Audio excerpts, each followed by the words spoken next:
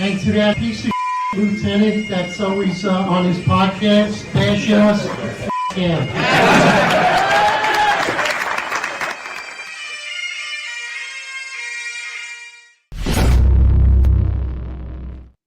Attention to roll call.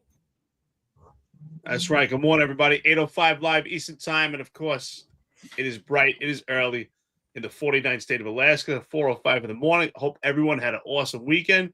We're back. It's Monday morning. Time for the grind. ICE to hire 10,000 new agents, lifting the age cap. This is big. A lot of thoughts on this. John, let's jump right into it. Good morning. Monday morning. Let's do it. Yeah. So, I mean, I don't know, man. It's pretty interesting. I'm not going to lie. I'm thinking about dropping an application. I'm not going to lie. I mean, you know, they're saying that they lifted the age gap for, you know, so that you could basically be a retired cop in your 40s if you're still in shape and you can still pass a psychological and a polygraph, then they'll hire you. I think it's a good move. I think it's a solid move. I don't know that you're going to see a lot of current active members jump over, right? But, you know, because obviously our pension system's a lot better. But if it's someone that still wants to be in law enforcement, someone that's young enough to feel like they want to, why not? Go do 10, 15, maybe another 20 years, get another different pension, right? It's a totally different pension system, totally different. And honestly, I'm not knocking ICE at all, but I think it's a lot more laid back job than being in the NYPD. I think it's a lot more of a gentleman job. I think it's a lot more friendly. It's not to say you're not going to do dangerous things, but it's definitely a completely different work environment than the NYPD is. Yeah, good morning, guys. Morning, chat. Hope everyone had a great weekend as well. You know, I actually don't know what to think of this. You know, I think it's curious that this is happening right now. I mean, one of the things I've looked at the deportations, and if you think about it, the ICE would need thousands of more agents, even more than the 10,000 that she said they're boosting their ranks to. Because think of it, especially over the last 4 years of Biden's administration, we've had millions of illegals cross over the border. So 10,000 ICE agents may not even, you know, that may not even make a dent in it. Yeah. But I think it's very curious that this is happening right now. And I'm also, you know, I also wonder if any of the other federal agencies are going to raise their age. Because I've always thought that the age limit is kind of silly for feds because they don't do the kind of grunt work that you know, regular local cops do. You know, it's, like John said, it's more of a gentleman's gig. But this is curious, and I think going forward, I think they may not be the only one in terms of like agencies. I think you're going to see a lot of this in local police departments as well, just because they. You know, nobody really wants to be law enforcement anymore. I'm not going to lie. I saw that. I was like, wow, this is kind of tempting. I said to myself, would ICE hire the most complaint cop? So we'll see. You know, you never know. Way to find out. I should send that application in. So obviously, in need of 10,000 ICE agents, there has to be a large mass recruiting effort, right? And especially if you need 10,000, that means that we probably need about 1 million to apply, right? To vet through the potential candidates. But I was also thinking to myself, excuse me, could this also be an FU to blue cities saying, you know what? If in a blue city, a sanctuary city, if you don't want to get on board to have your police department work with ICE, we'll just take your cops. Because I'm sure there's plenty of police officers in law enforcement spread throughout blue cities in this country right now that are unhappy, have one foot out the door, and this might be the jump and the leap to get to that point, to leave $50,000 bonus, continue in law enforcement, maybe make a move to another location that is more suitable. I think It very well could be. So there's definitely different facets to look at here, but could that be an FU to blue cities? I think so. Yeah, I think I think the big difference though with ICE though is that there is some travel required as opposed to like law enforcement. You're always going to be local. If you're state, you may travel throughout the state, but there's the potential to move around the country with the federal agencies. So it definitely could be. I mean, if you look at the openings where they're looking for people in New York, they're looking for people in Miami, they're looking for people in major blue cities. They're looking directly there, and so it's definitely a good take on things. It could be, but I honestly wonder even about the age cap in policing too in the NYPD. Like, should they remove that cap too? I mean, you already have an age gap where you're saying you can't work till you're 62. So what would be the difference if you hired somebody at 40? They can't recruit as it is, and honestly, I don't think they lifted the age cap on ICE because they're having such an easy time recruiting. You know what I mean? Like, I think that's it. They're also struggling to recruit people. So it's and there's so many factors in there, and I mean, like, I don't know. Like, there's something like men are starting to move away from law enforcement for whatever reason. Like young men, particularly, like young, smart kids who have the ability to maybe be an accountant, but maybe they're looking for a little something different. They want to have a little bit more exciting life than just sitting behind that desk, right? And those, when you look at cops, you see backgrounds. Oh, I went to school for accounting. I went to school for this. I went for that. I went for that. I didn't go to school, right? And so you have this whole mix of people at young ages coming on and taking the job. And then there was this whole diversity, equity, inclusion push, and it's like, no, we don't want those old crusty, stale white kids. We don't want those white men in there. We want to transform policing. And now you're getting where they wish that there would be applicants that were, again, like, at the time when we came in the police department, I mean, the applicants were in the tens of thousands. Now they're lucky if they have applicants in the hundreds. So it honestly is like, we poke at the NYPD because obviously that's what we know the most about. But there is something nationally that's happening where young men are straying away from law enforcement. And I don't know all the factors, but I think that the demonization is definitely a large factor. And then I think when you look at, people like us, people know a lot more now today, right? They know a lot more about law enforcement, what that life's going to be like. And then to see how officers are treated, again, it's the most scrutinized profession in the world. Do you want to be under that microscope? And a lot of people are saying no. Yeah, I think it's a combination of demographics. There are less people being born in America than there were in prior generations. So now that those kids are reaching the age where they can apply for police departments, you got less of those, and it's also the demonization of police. I mean, think of it. When we were kids, cops were like cool. I think a lot of pop culture and a lot of media kind of looked at policing different back then. I think in the last, you look at certainly the last 10 years of all that's happened, and police have been like, we've become like the enemy, like, so which kid idolizes cops like they used to right now? So I think that's what's happening. I don't necessarily think that ICE, I'm not sure. I can't say that ICE is having the same recruitment problems as blue cities, though, because although the issue with ICE is that you do have to travel a lot. I've spoken to some feds before, and they told me that one of the things that's hard on them is like the travel, and like I mean, you're not settled down for maybe years into your career. But I don't necessarily think ICE is going through a recruitment problem. I just think they need to bolster their ranks so quickly that this is what they're having to go through.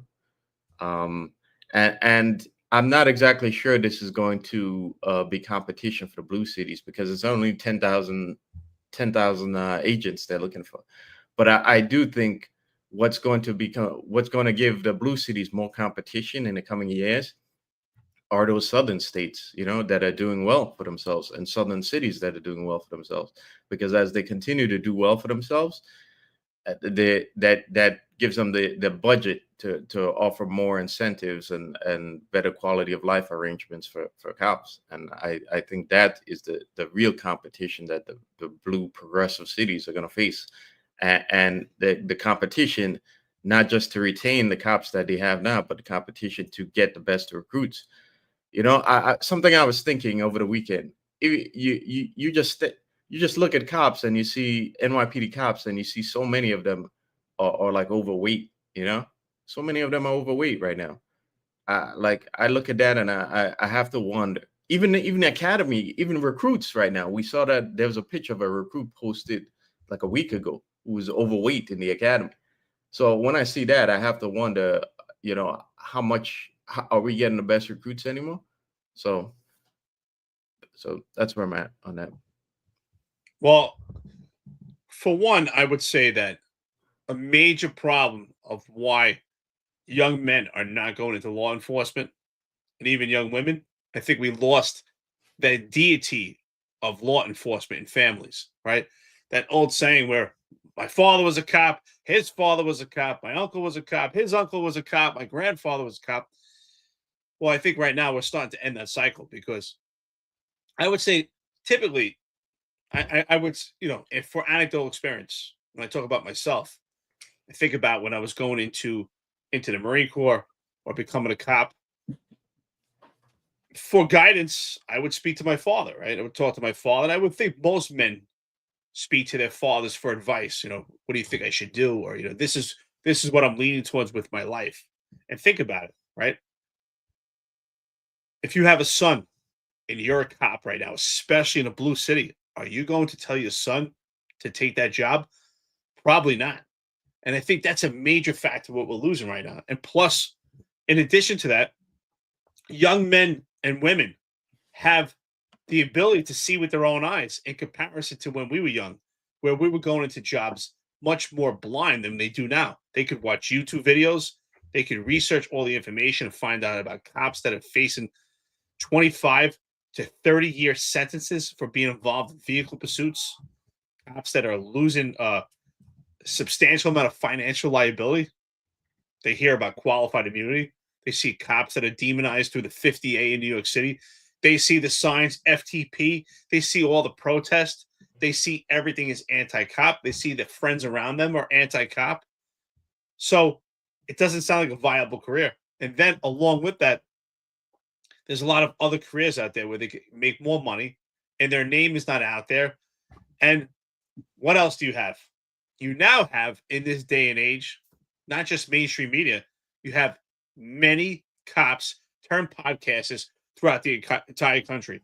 And we formed a whole network of different cops that we know throughout the entire country that are cops turned podcasters.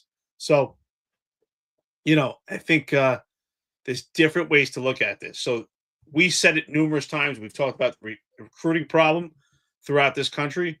And the number one recruiting problem is word of mouth, right? The best tool to recruit men and women into law enforcement is word of mouth. And we lost that. We lost that because that deity in law enforcement families is not going to be passed on.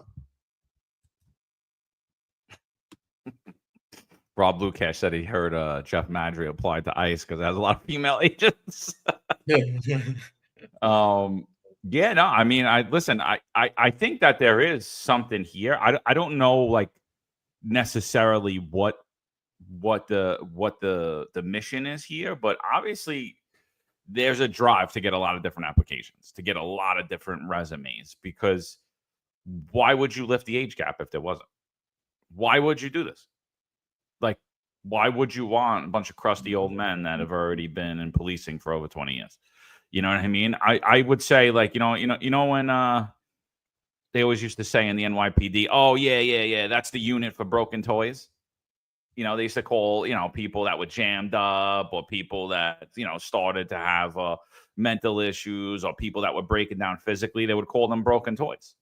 And, when you look at guys that went through a 20-something year career in policing, I mean, pretty much a broken toy, right?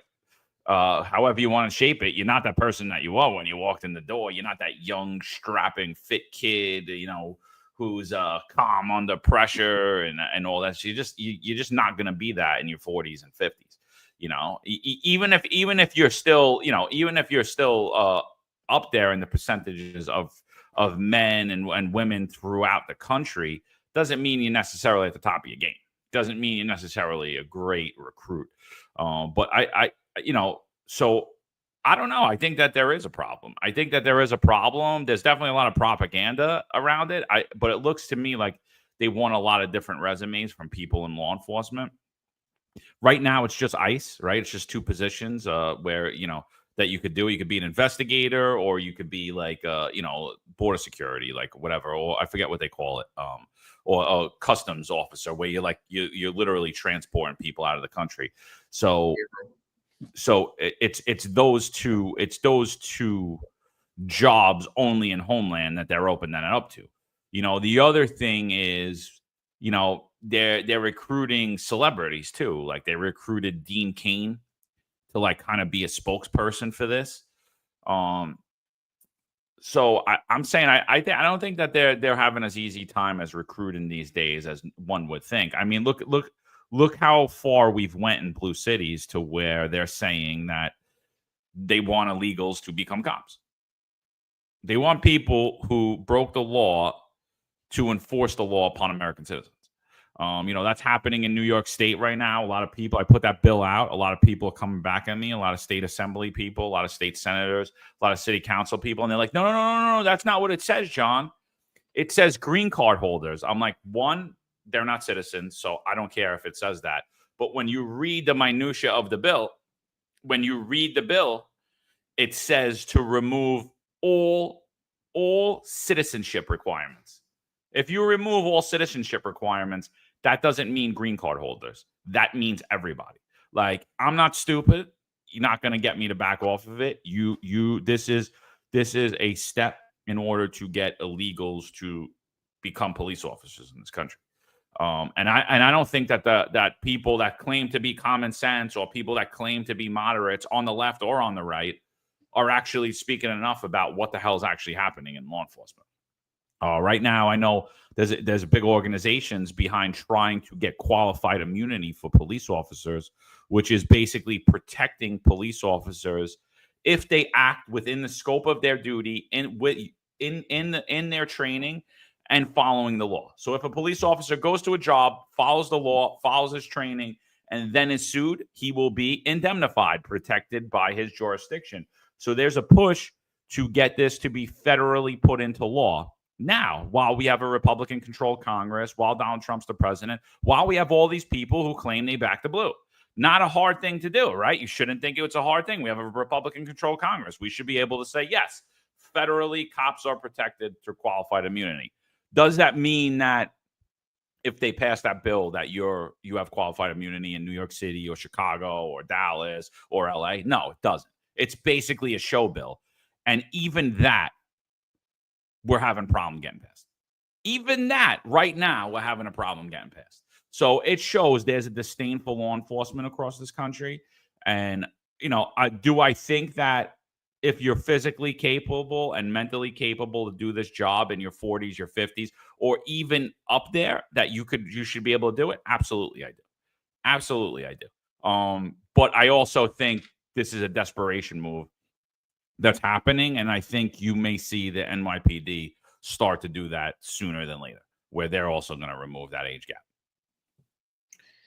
Yeah, I see you guys in the chat about me being going to ICE, and that's interesting. But I don't know, I'd have to think about it. But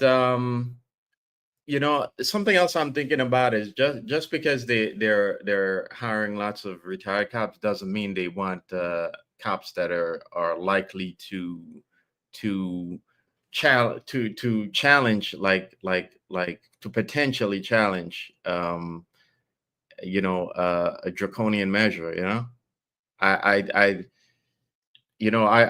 very curious about the people they're hiring, whether it's actual like former law enforcement or whether it's people who've had other careers, the guy who's been an accountant for 20 years,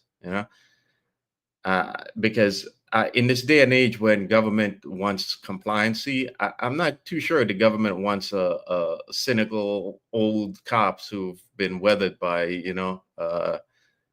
being street cops in big blue cities, So that's something to think about, But yeah, I agree with you, John. I think the NYPD may definitely have to do that going forward. I'm still not sure whether they'll get the type of recruits they want, because people see what's going on in New York. We've said before that the problems with the NYPD are so like systematic that you have to fix all those. There's just so many issues that you have to fix, and those problems extend beyond the NYPD and into the city itself for you to attract the best candidates. I mean, one of the problems with the city right now is it's so unaffordable. It's so unaffordable, inconvenient, and like it's life is the fact is life is just harder here if you want to start a family and want to have a that life you want, whereas the other places are giving you that, plus they'll give you a 20K bonus just to walk in the door, So I think the problem with New York City, and which is why like I've said, like you have to get at the heart of the problems, which are like the corruption and the malfeasance in government. If you were to clear some of that up, hold some of these people accountable for what they're doing, you could potentially get back to a New York it's never going to be easy, but it's at least fair, and fix a lot of the broken issues in the city. So I think NYPD is going to have to do that, but also if they would just make the quality of life a little better, I think they could kind of slow down attrition a little bit. And I find it curious that nobody's talking about that. Not even as we may get to Cuomo and his new plan, nobody's talking about retaining. Maybe I missed it in his plan, but I see he has like a retention incentive, but I'm not sure anybody's really talking about retaining the cops that you have there, So this is also concerning, and I think so. It sounds on the surface discriminatory that there's always been an age gap in law, in law enforcement and the military. But I can tell you this: I understand it. It makes sense, right? Even though ICE is not a boots on the ground operation as an overwhelming majority, there are some facets to it that are boots on the ground. There's undercover operations, there's surveillance, there's raids. And if you get on the job as a young man and you maintain physical fitness, that's a huge plus and something you should do if you're in law enforcement. But I get why there is an age gap. And I think it's concerning because we talk about lowering standards. In order to lower the gap for the age, you have to lower the standards. There's no doubt about it. Even if you're in tip-top shape and you're in your 40s and you want to take these jobs, to go through training at a high level, it has to be a low standard, because even if you're in fantastic shape, the recovery time is just not the same, right?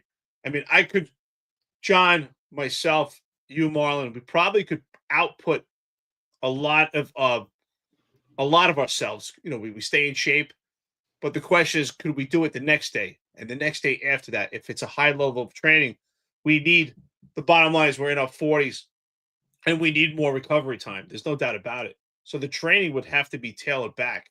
And the training is already tailored back in the NYPD. How much more could it be tailored back? Are there some outliers? Yes, you would have to really vet them. And that's another thing to discuss.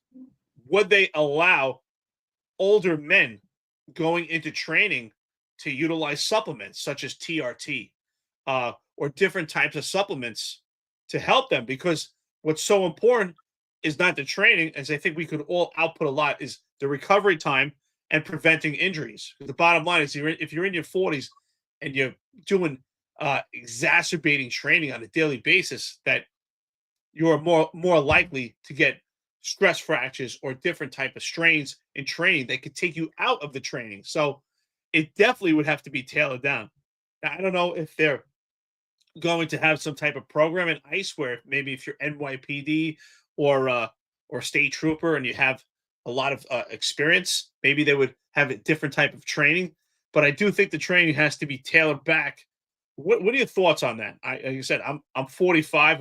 I'm almost 46. I maintain physical fitness and constantly train. And I think even myself, a constant grind, I'm more likely to get injured. What do you guys think about that? Well, I mean, like I'm looking at the academy class coming out, and I've been looking at them for over a decade, and I'm like, yeah, that guy's getting 3/4, that guy's getting the heart bill, that girl's getting the heart bill, that girl's getting 3/4. Like, I mean, you could literally look at young kids who are completely disheveled, and I'm sitting there and saying, there's obviously no physical standard when you're looking in the NYPD. It's obvious you're not working out in the gym to me. And people like, how could you say that, John? How could you say that they're not working out in the gym? They're working out. Well, because I saw kids come in my academy class that were overweight, that was sloppy. And when they came out of the academy, they were the skinniest they ever were in their life. Now, after the academy, they went back to being fat slobs. But when they came out of that academy, they looked like someone who ran every day, 1.5 miles at least every day. And they looked like someone who worked out 5 days a week. Their body dramatically transformed at the end of that 6-month period. So now if we were holding standards, Eric, I look at me, I look at you, I look at Marlon, I look at Sal. Yeah, we're up there now in age. We're all around 45, 46, going towards our 50s. But I do think that we could still physically make it through a police academy that has standards. The standards that you're held to, where you have to run 1.5 miles every day, 2 months. I think we're able to do that. 100%. And do I think there's more of a likelihood that we're injured? Yes, I do. I think there's more of a likelihood that we're injured, and we're injured worse than we would have been in our 20s. I mean, it's just a factor of life. It is what it is. There is that, like you said, the recovery time.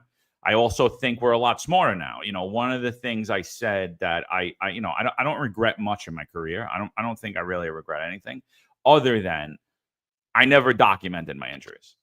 And, I have numerous injuries, and I think that's, but that's just me being smarter, right? I'm not going to go to work with a broken hand. I'm not going to go to work because I don't want to do the desk. I'm not going to go to work, like where I can't walk or I can't move or I can't, those are things you do in your 20s and your 30s when you're young and you're strong and you could work your way through injuries. So I think that 100% the potential for injuries greater. I don't think anybody is as strict with supplements as the NYPD. So I don't even think that's a factor with the feds. I think if you go to your doctor and your doctor says you need XYZ, okay, that's what your doctor told you. I'm not your doctor, right? Like that. But for some reason, the NYPD these last couple of years feels like they're your doctor, which is wrong in my opinion. It's honestly it's stupid. It's dumb. It really harms officers more than it helps them. But again, I think if you look at certain guys, I'm pointing to us four right here. You put us in an academy, whether it's Homeland, whether it's the police academy, whether it's the fire academy. Yeah, but is it going to be a little tougher than when we were 21? Yeah, but we'll still be able to do it, no problem. Yeah, I agree. We're not going to be the fastest guy in the on the track. Okay, it's just not happening. Yeah, but I don't think we're going to be the slowest either. And I look at some of these recruits and like these guys are in their 20s and they're like fat and doughy already, right? So I think it's that there's a certain mental toughness too that you need to have, because that mental toughness allows you to push your body beyond where you think your limits are, you know. And I think a lot of young guys today don't have that mental toughness. But I also think that, you know, we're kind of unique in that we were pushed out of the job at fairly young ages, you know. I mean, in our early 40s, we're pushed out of the job. And I think most cops that you're going to get, while I agree with you that I don't think they're necessarily going to get cops of our age who have left their jobs, left their careers to join ICE, because we were forced out, you know. And had we not been forced out, we'd have still been we still had lots of room to grow in the NYPD, and lots of room to grow in our careers. So I think that the people that they're going to get who are in their 40s, who can physically still do the job and haven't been like damaged or weathered by you know like a 20-year career in the street, are actually going to be civilians, you know. So if you're that civilian who's been working in an office for 20 years, you don't have, you know, you probably don't have you probably don't have that damage that say a cop who's been on the street for 20 years has. So I think you're gonna get more than that.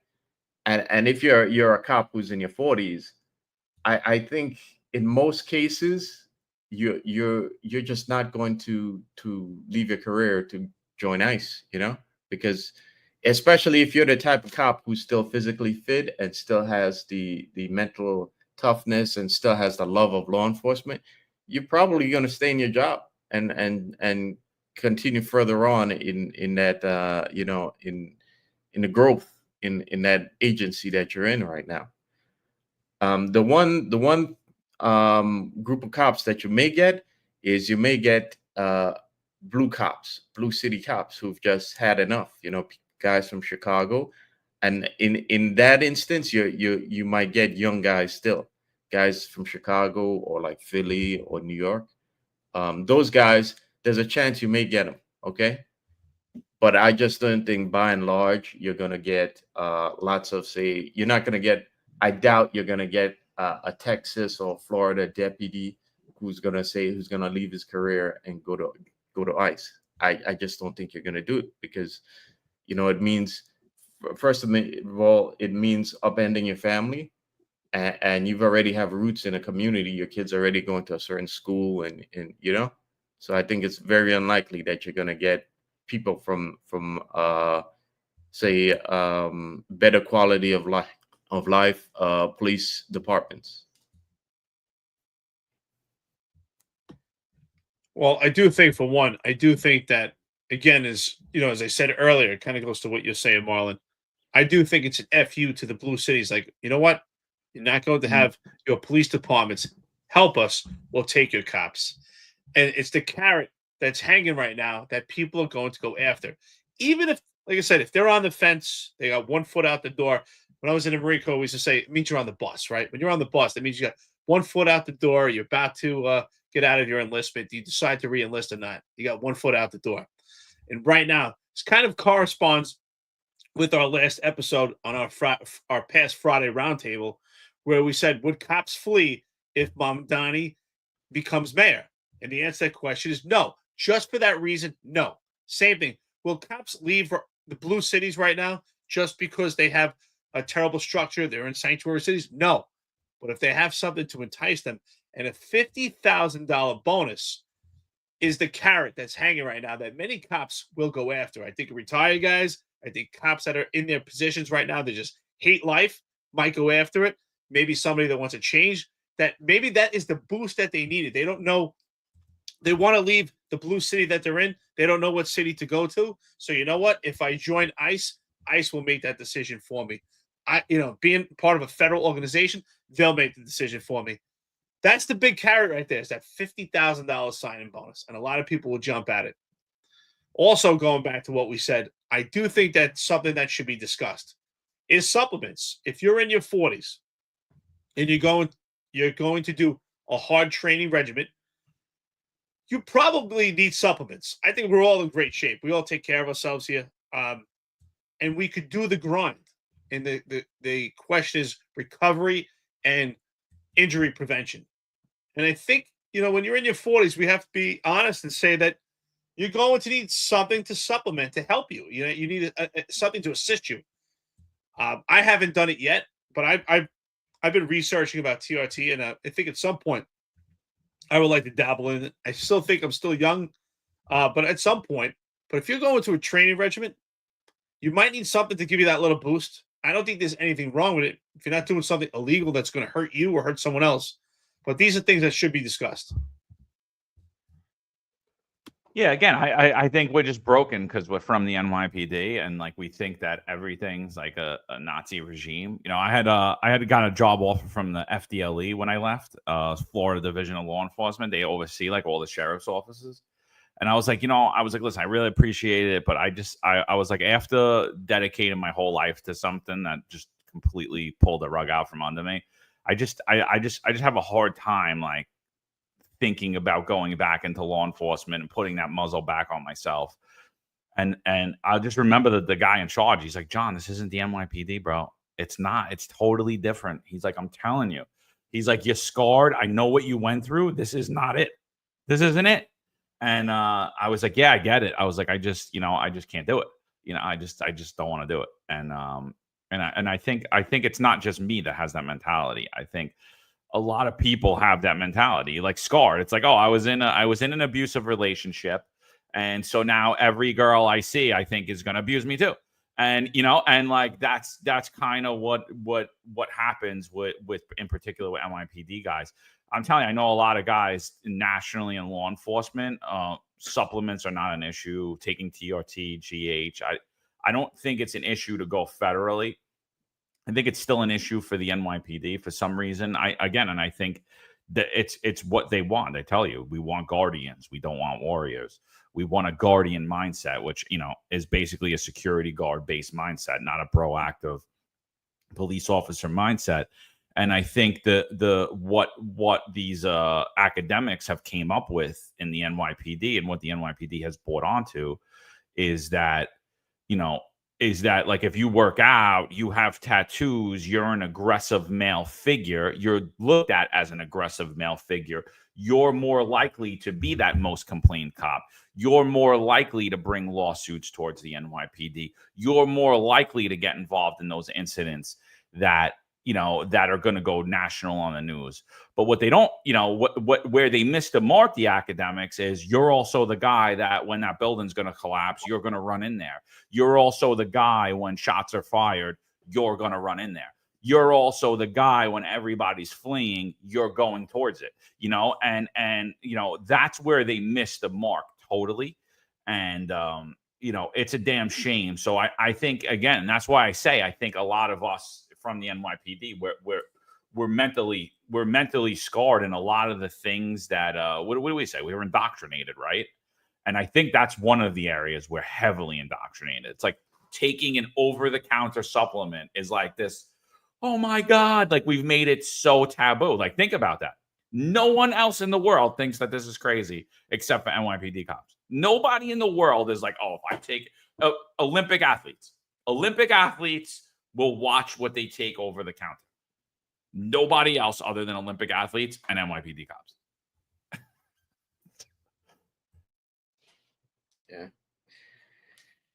Yeah. I mean, like I said, you just see it in the product that's out there now. With their job doesn't consider it a crisis that there's so many overweight cops. That just mystifies me.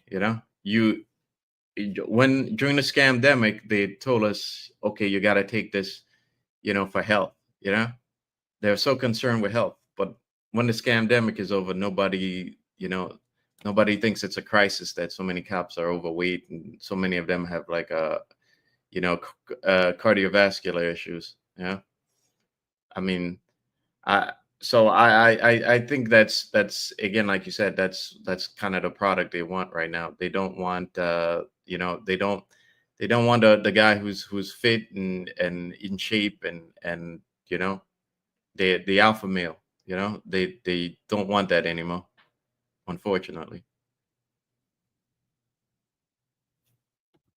Well, I'm glad that you said that, right? Because I think that a lot of times it's misconstrued when I refer to alpha males and alpha females as not getting the jobs in law enforcement, especially the NYPD. And I think for some, their view and perspective on alpha is kind of negative, and they have this negative mindset behind what it is to be an alpha, someone who's aggressive and out of control, someone who's loud and boisterous. And it's quite the opposite. I believe that someone who's alpha has a strong presence. They're assertive, but with control. They're stoic, and they are physically fit, because I definitely think that there's correspondence between physically fit and having a good mental mindset. And I do believe that people that are physically fit, that usually their anxiety levels are much lower, right? They get those endorphins out. They're getting those primal things out that you have to get, which is aggression, right? Lifting weights or training in jiu-jitsu or boxing, whatever the case is, you have to get those primal aggressions out, and that those are outlets by working out. And I think it's actually the alphas that have lower anxieties when they're dealing with people on the street for those reasons. And I think that it's the alphas that are less likely to use heavy-handed force, such as a firearm, go into those lethal situations, because most likely the alpha males and alpha females will be confident that they can engage the public in other means. And I think that that's an honest conversation we have to have.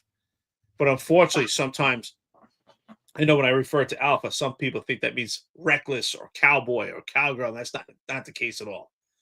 Alpha should be something that we look at as something positive, someone that yields positive results, someone that is strong and they have a strong character. There's someone of integrity, someone that's stoic, someone that is willing to have conversations with others that have views of opposition, not get emotionally attached, right? Because along with being an alpha, I think is having a high sense of emotional intelligence. And what is emotional intelligence? It's that being able to have conversations with people that are in opposition, especially now with protests and riots. You have to be able to engage people that have different points of views, and you have to have thick skin. So this idea of emasculating police departments throughout the country has really hurt us. And when we say emasculating, we don't mean just get rid of men. We're talking about women also. We're talking about men and women that have those alpha masculine traits. This is a great picture, by the way. It's hilarious. Yeah. Hey, I see Richie in the chat mentioned Sergeant Anderson. He'd be a good pick for them. I wonder if that guy, is he still on? Somebody I think he's still on the job, bro. He's still in shape, he's got to be in his mid-50s now, I would think, he stayed in, Juju says we're lying. There's no way that we would pass the test. Okay. Whatever, Juju. It's fine. I like if what I saw out of that academy, if those guys passed out of those 900, if those guys passed the academy, I mean, I think you could chop one of my legs off. I can make it through. It's ridiculous, dude. Well, remember that that military guy who had one leg, the former, I think he was a Marine. He had lost a leg. Yeah. And they wouldn't let him on the job. The irony is he became a cop in I think Suffolk or something.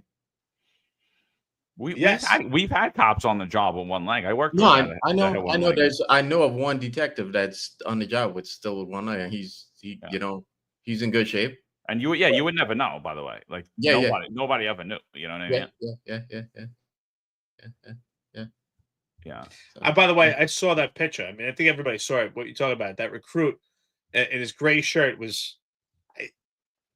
And you know what? Let's be honest. And if he's watching this, he had to be over 300 pounds. I mean, that is, sometimes I'm concerned that if someone's older going into the academy, how can their body take it? Is their heart prepared for it? But these young kids that they're putting in now, they're not vetting them at all. I mean, how are you over 300 pounds and you're in the academy? Again, I agree with you, John. How can anyone actually question if there's actually a high level standard of physical fitness? Are they actually training in the academy? You can just see pictures. If you're training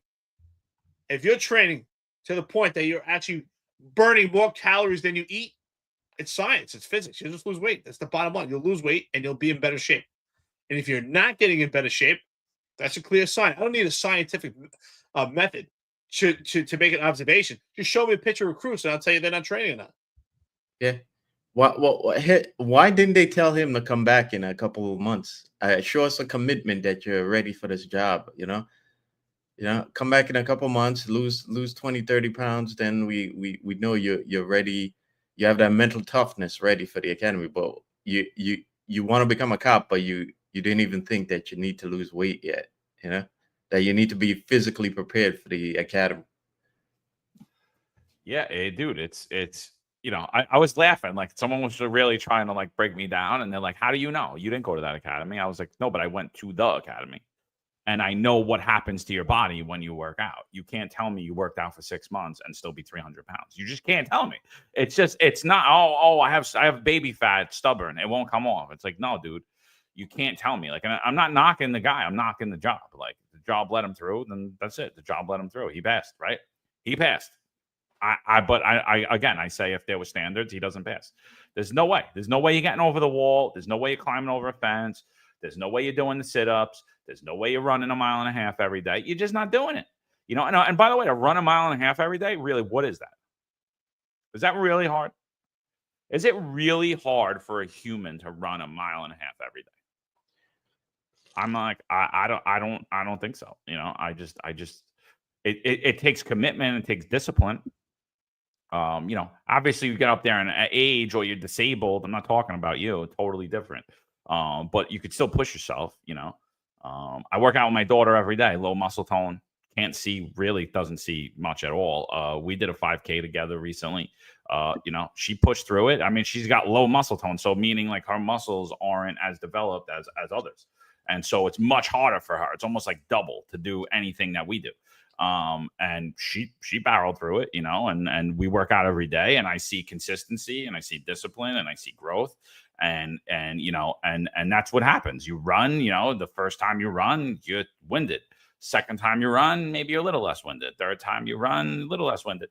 Month into doing that, you're not winded doing that run. You need to run more, you need to push harder, and guess what? And as you're doing that, your body's changing. You're not going to stay 330 pounds. You're just not. And then you put this guy out on the street and let's really face it. Does that guy get 3/4? I mean, what's the poly mark on that? 100%? 99.9%? Like what is it? Yeah.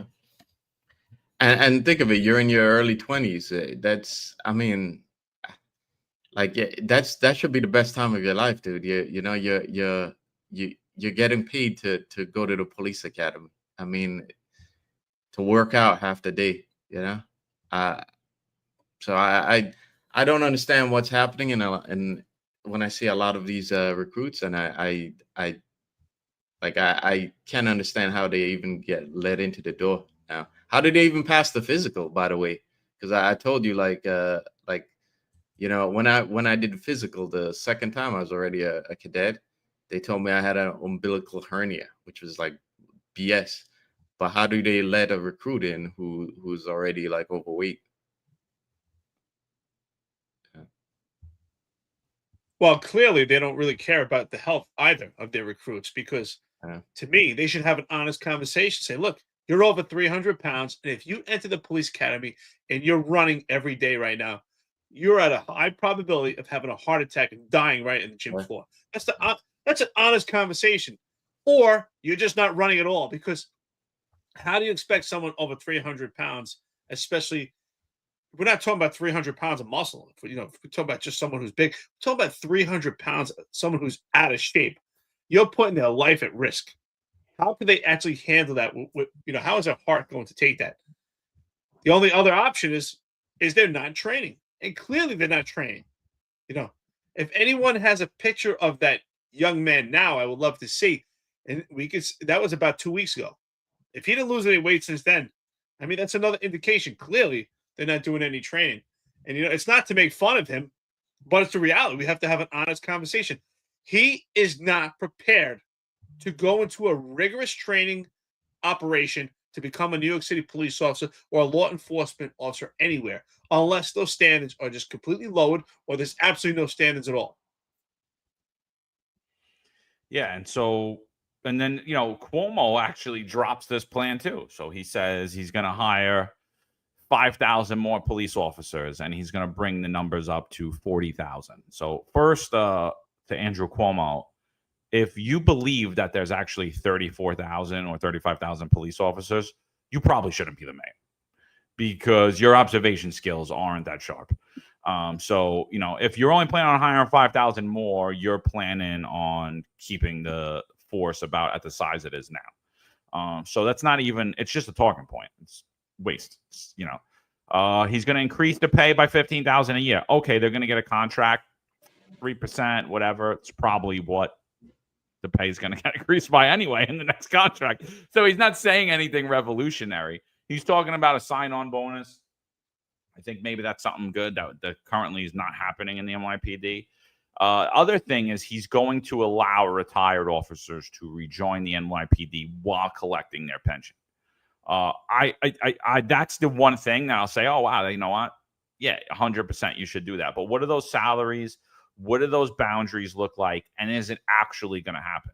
I don't put it past an Andrew Cuomo, an Eric Adams, a Zohar Mamdani. I don't put it past these guys to say a million different things.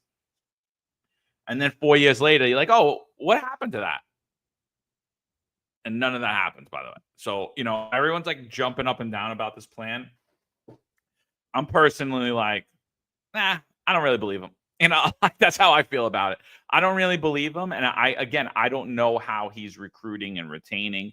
What are those numbers going to be like for retired officers to rejoin the NYPD? What are the barriers there? What are the circumstances? What are the liabilities there?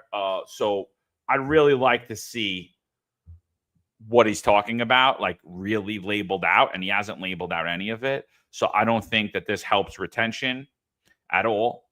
I don't think that this helps recruit NYPD officers at all. I just got to be honest. I don't. Yeah, we talked about the other issues that are going on. I mean, this is all great, but we still have we still have DAs that are ready to prosecute you. We still have diaphragm law. We still have all the nonsense that drove a lot of cops out the door to begin with. So, this sounds great and all, but are a lot of guys who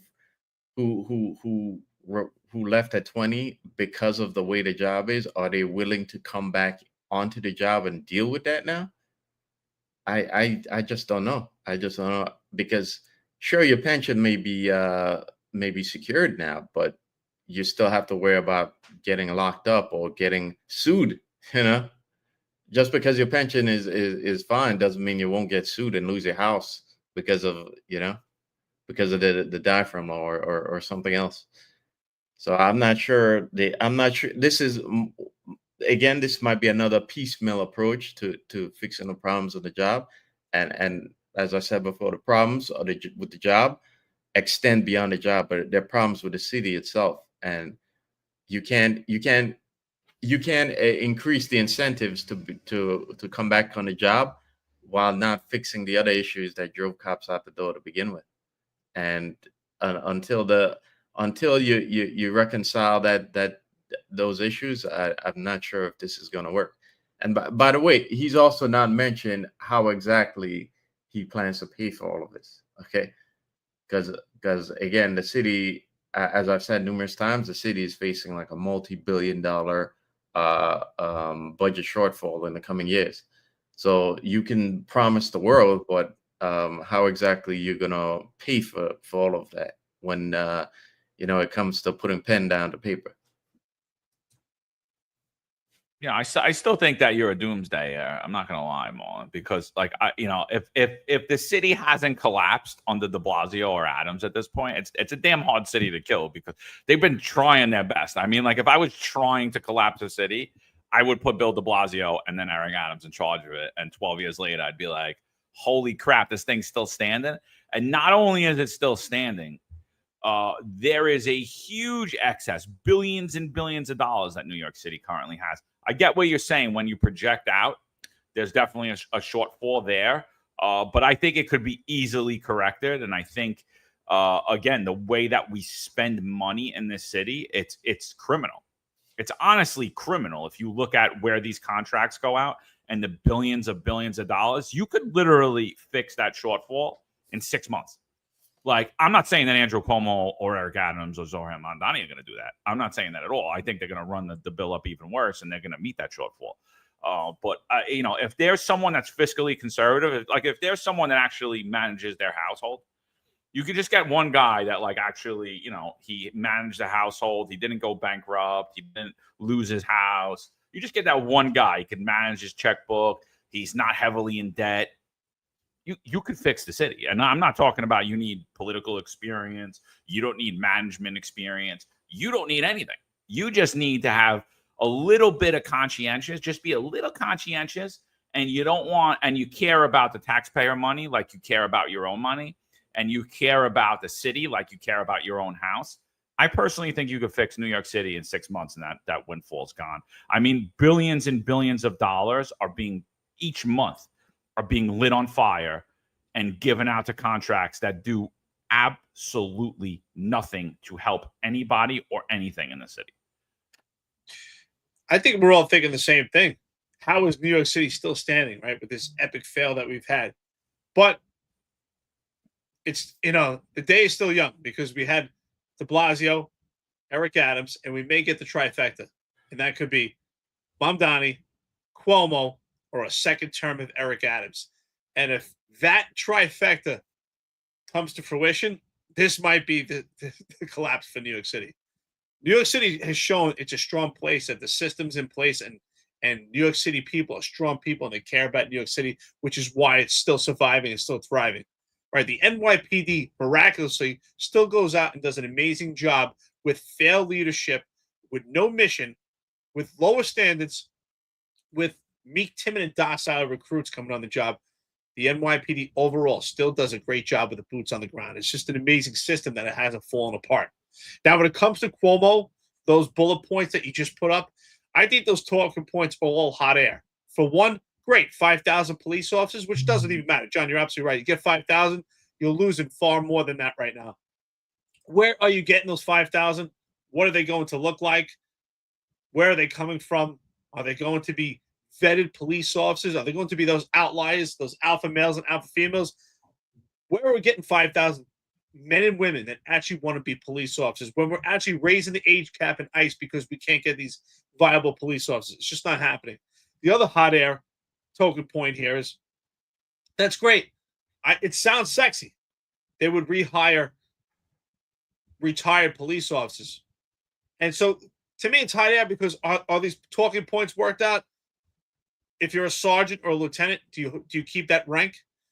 Do you keep your position? What is the pay scale? Would you get a second pension?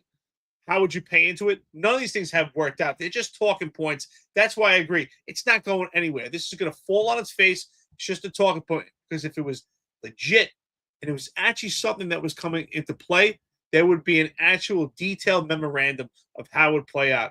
They're just throwing stuff out there, hoping something sticks.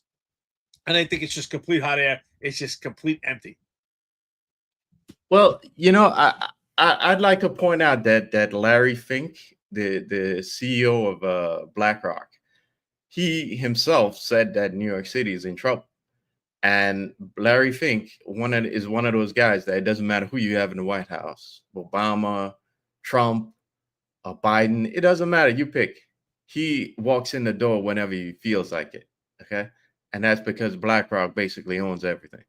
And when Larry Fink is telling you that New York City is in trouble and it needs to get its act together, and simultaneously building a stock exchange in Dallas, okay, then I mean you have to sit up and listen to what he's saying. And I gotta say I've been impressed by the way the city's been able to, the city and the country, by the way, because the country's in a lot of debt, has been able to obfuscate a lot of this, and not make people pay attention to. But again, the issue with the issues with what Cuomo is offering is that you need, in order to put NYPD on parity with a lot of these other police departments, like I'm looking at LA starting salary, Houston, Phoenix, and starting salaries all at least 15K more than New York City. And in order to get the parity of contracts, that's a lot of money just for base salary. And where does the city get that money from right now? I mean, sure, the city wastes a lot of money, but in order to get that money now, it would have to make tough spending cuts.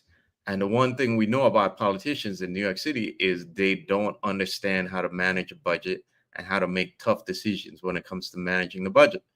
I mean, that the problem with the Democrat Party is that like their constituents expect that they kind of come to expect big government and big government spending.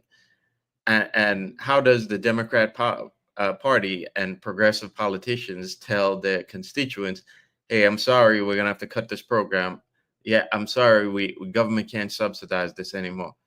And that's the biggest problem, because if they start telling them that, they might have riots in the street. I mean, you drive past like housing complexes and you see how many young men just hanging out on the steps. I'm sorry, I know things are expensive in the city and the cost of living is very high, but when you see young able-bodied people like who still live in like housing complexes, I have to shake my head, because those were never meant for young able-bodied people.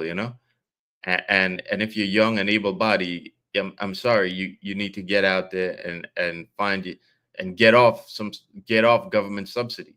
And the problem is, how does New York City tell a lot of young people who are living off government subsidies and a lot of people who depend upon government subsidies that we just don't have the money for it anymore?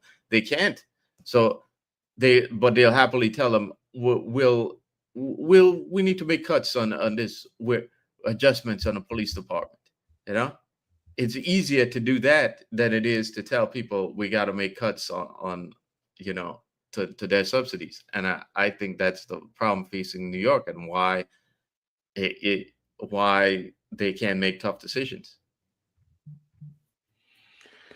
Yeah, I mean, but when you look at New York, I mean, anyone with their right mind should tell you that New York's in trouble. I mean, if anyone's telling me that New York's not in trouble, I already don't take them seriously. You know what I mean? If everyone's like, nah, we're good, bro. Nah, we're good. Money grows on trees. You can do whatever you want. You can't kill New York. Pension's good. Everything's good. Don't worry about it. Eric Adams doing a great job. Recruitment, retention's great at the police department. We're good. Locker room's in a good place. Small crimes down. Train, you're safe on the trains. Don't worry about it. Safest we ever been. History. Anybody that tells me that, I just don't take them seriously. When you look at New York financially, fiscally, just look at them like an NYPD recruit. So New York City is this NYPD recruit that doesn't work out, that is held to zero accountability, zero. So they don't have to work out, they don't have to study, they don't have to know the law, they don't have to follow the law, they don't have to do anything, they don't have to show up on time, and they sit on their couch and they eat ho-hos all day. And then they walk about 5 steps a day, and they just keep getting fatter and fatter and fatter, and their blood pressure's going up, and they're having problems with their kidney functions, and they're having problems with all these other bodily functions that are shutting down on them. And it just keeps eating the O's, and it just keeps doing it. And it's like, yeah, New York City's in trouble because it doesn't change the way it operates. That's why it's in trouble. It's not in trouble because it can't be fixed. It's trouble because we're not even making slight adjustments to try to fix it. We're just going to be like, nah, it's good. And then when it all happens, we're going to be like, oh, somebody save me. Somebody save me. This ain't my fault. I'm so fat. It's not my fault. It's not the fault of how I manage myself and my body. It's not that. It's society. Society did this. Big government, please come out and give me a few $1 billion to save us. That's the New York City, how we're operating now. That's honestly what the NYPD is doing now. They're just not changing. They're doubling down on their failures. And not only are we in trouble. It's they're doubling down, so they're speeding it up. And so, I totally agree with Larry Fink. New York City's in big trouble, but it's not in big trouble because we're on an irreversible course. We're just on a course that you have the same idiots just changing driver's seat and punching the gas and driving down the road. Like, this is how it's always been done. This is how it's always been done. And and New York City will collapse as a result of that if that continues. But like I said, I don't think anything's irreversible. And I think, I'm not kidding, I think you could change the city around in just a few short months. There's a great comment here. Question. Silver Spoon says, Eric, with all the traveling you do you think New York City is a good place compared to the other places you've been? So it's kind of a loaded question. Listen, I'll always love New York City. It's deep in my heart. I grew up in New York City. I raised family in New York City. I was a cop there. But traveling, I can tell you, is amazing. And there is a lot of beautiful places out there. And I will say this. New York City is an amazing place, but it's not the only place in the world. Sometimes I find that people from New York just think it's the center of the universe and they don't consider other places. And I can tell you there's beautiful places in the country. And for the most part, unless, you're in LA or other cities that kind of mirror New York, you don't have to worry about parking and worry about traffic in the way you do in New York City. That's a huge stress. Sometimes I go to different places, and if it takes an hour to get there, it takes an hour. I don't have to worry that, wow, I have to leave 3 hours early and prepare for traffic and things like that. There's some beautiful places in the country. There's a lot to offer. If you're looking for nature, I mean, right now I'm in Alaska. The nature is absolutely beautiful. There's so many beautiful places in this country. There's 50 states, and I will tell you this. If you plan on living in New York City your whole life, God bless you. That's your choice. But get out there and travel and see what this country has. It's absolutely beautiful. 50 different states. There's different parts of this country where you feel like you're in a complete different world. And New York is not the only place. I can say this. There's a lot of good places that have great food. There's a lot of places that have a lot of stuff to do. New York City is an awesome place. I would never tell people not to live there. But for me, not a place I want to live anymore. Yeah. And I just want to point out that issues like traffic are because of infrastructure, and those infrastructure problems aren't being dealt with by the city. And I also want to point out that most feds actually don't want to work in New York City. And that's because, again, you have the cost of living and like infrastructure.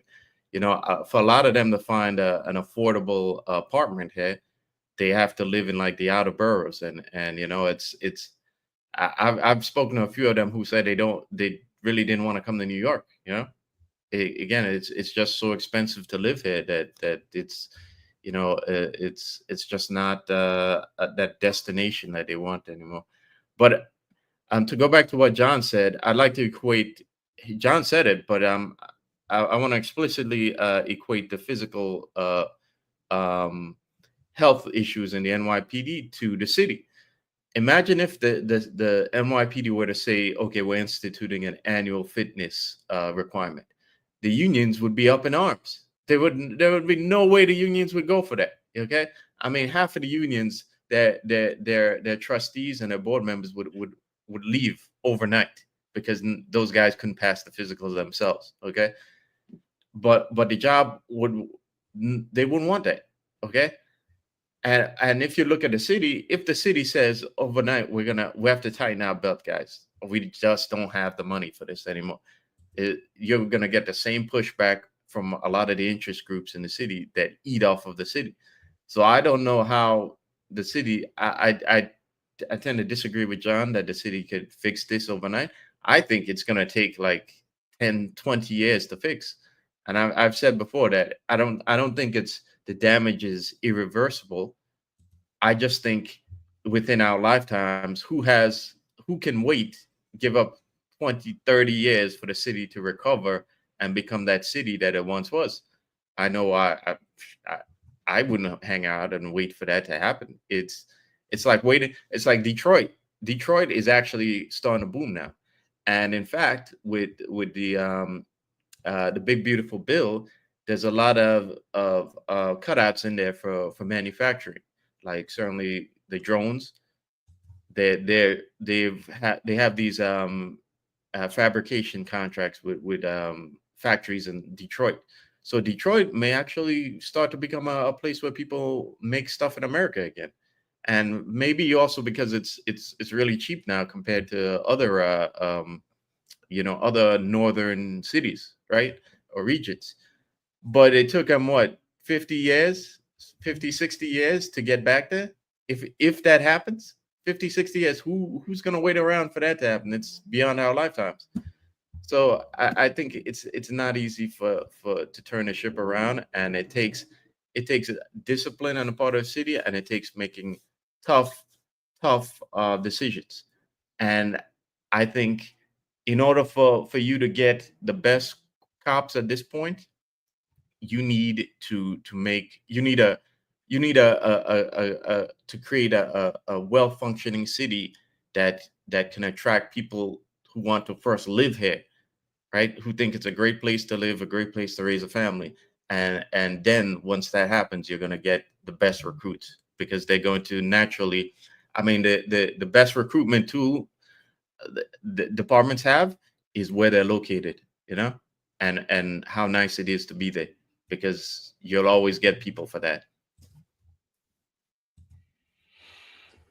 Yeah. So another thing that just popped up yesterday, and I put this tweet out, and everyone, like, I don't know why everyone needs to send me the stuff. I half of the stuff that I put out, I wouldn't put. I've actually never put out anything that isn't some truth to it, right? So I said, is it true that there was an NYPD detective working an unauthorized off-duty job at 345 Park Avenue, who fled the scene when the murderer came in, started shooting, and murdered P.O. Islam, as well as a security guard and two women, right? I said, if so, it would come as a surprise that an off-duty NYPD detective not put themselves in harm's way to protect New Yorkers.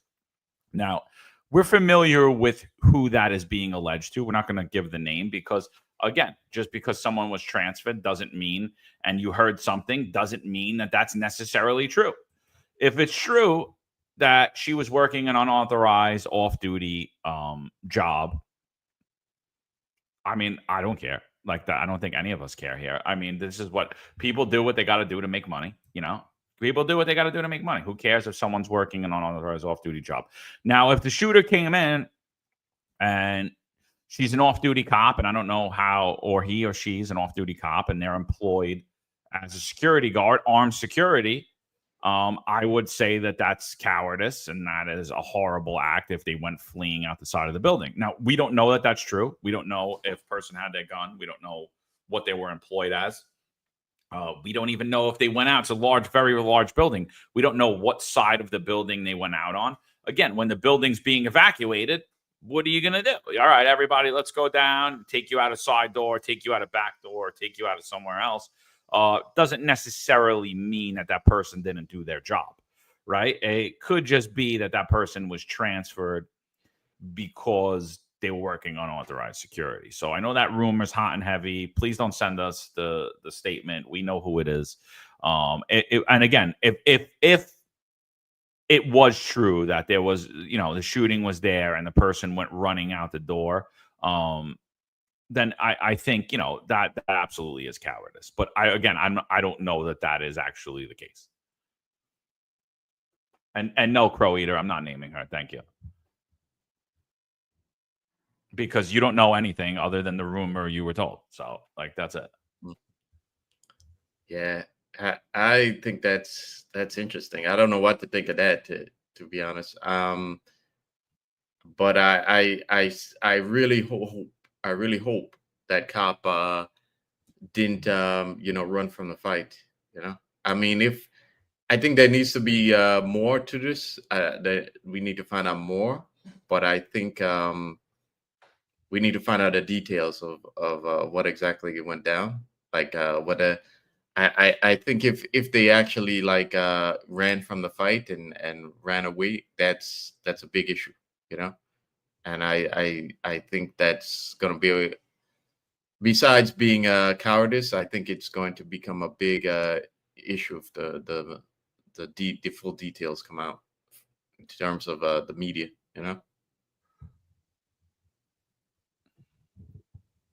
I think that's what separates this podcast from the NYPD right now, is that we give a complete fair assessment, is a level playing field, no matter what tier this police officer may be in. We're going to give a fair assessment. There's a lot of context missing right now. And before we jump to conclusion, so let's answer one thing. Was there a female in the NYPD, a female police officer transferred?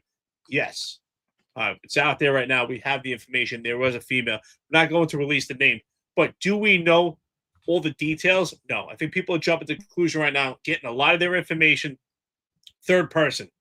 Before we actually condemn this officer, let's actually get all the details and find out exactly what happened. And John, I think you raised a great point. I could care less if she or he, if this female police officer was working off duty and it wasn't authorized by the NYPD. First of all, I think that's completely arbitrary. I've had a problem with that many years. In your own time, you should do what you want, as long as it's legal and it doesn't cross boundaries with conflict of interest with the NYPD, or you're working with alcohol, your firearm.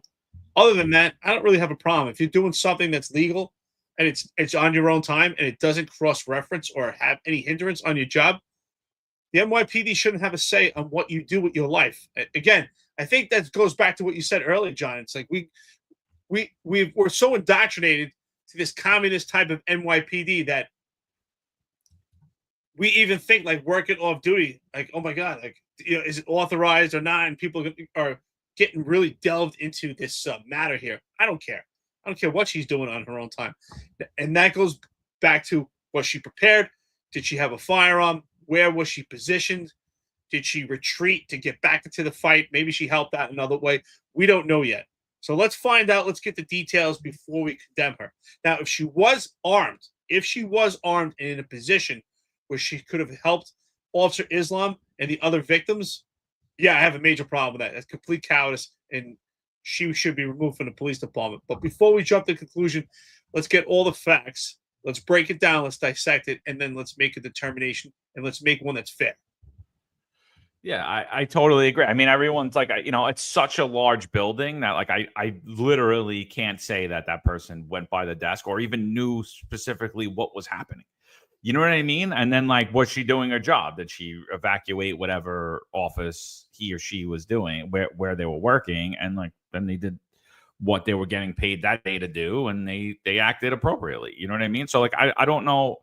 We don't know the details. Like, I know you guys all want to condemn everybody, but this isn't the New York Post here.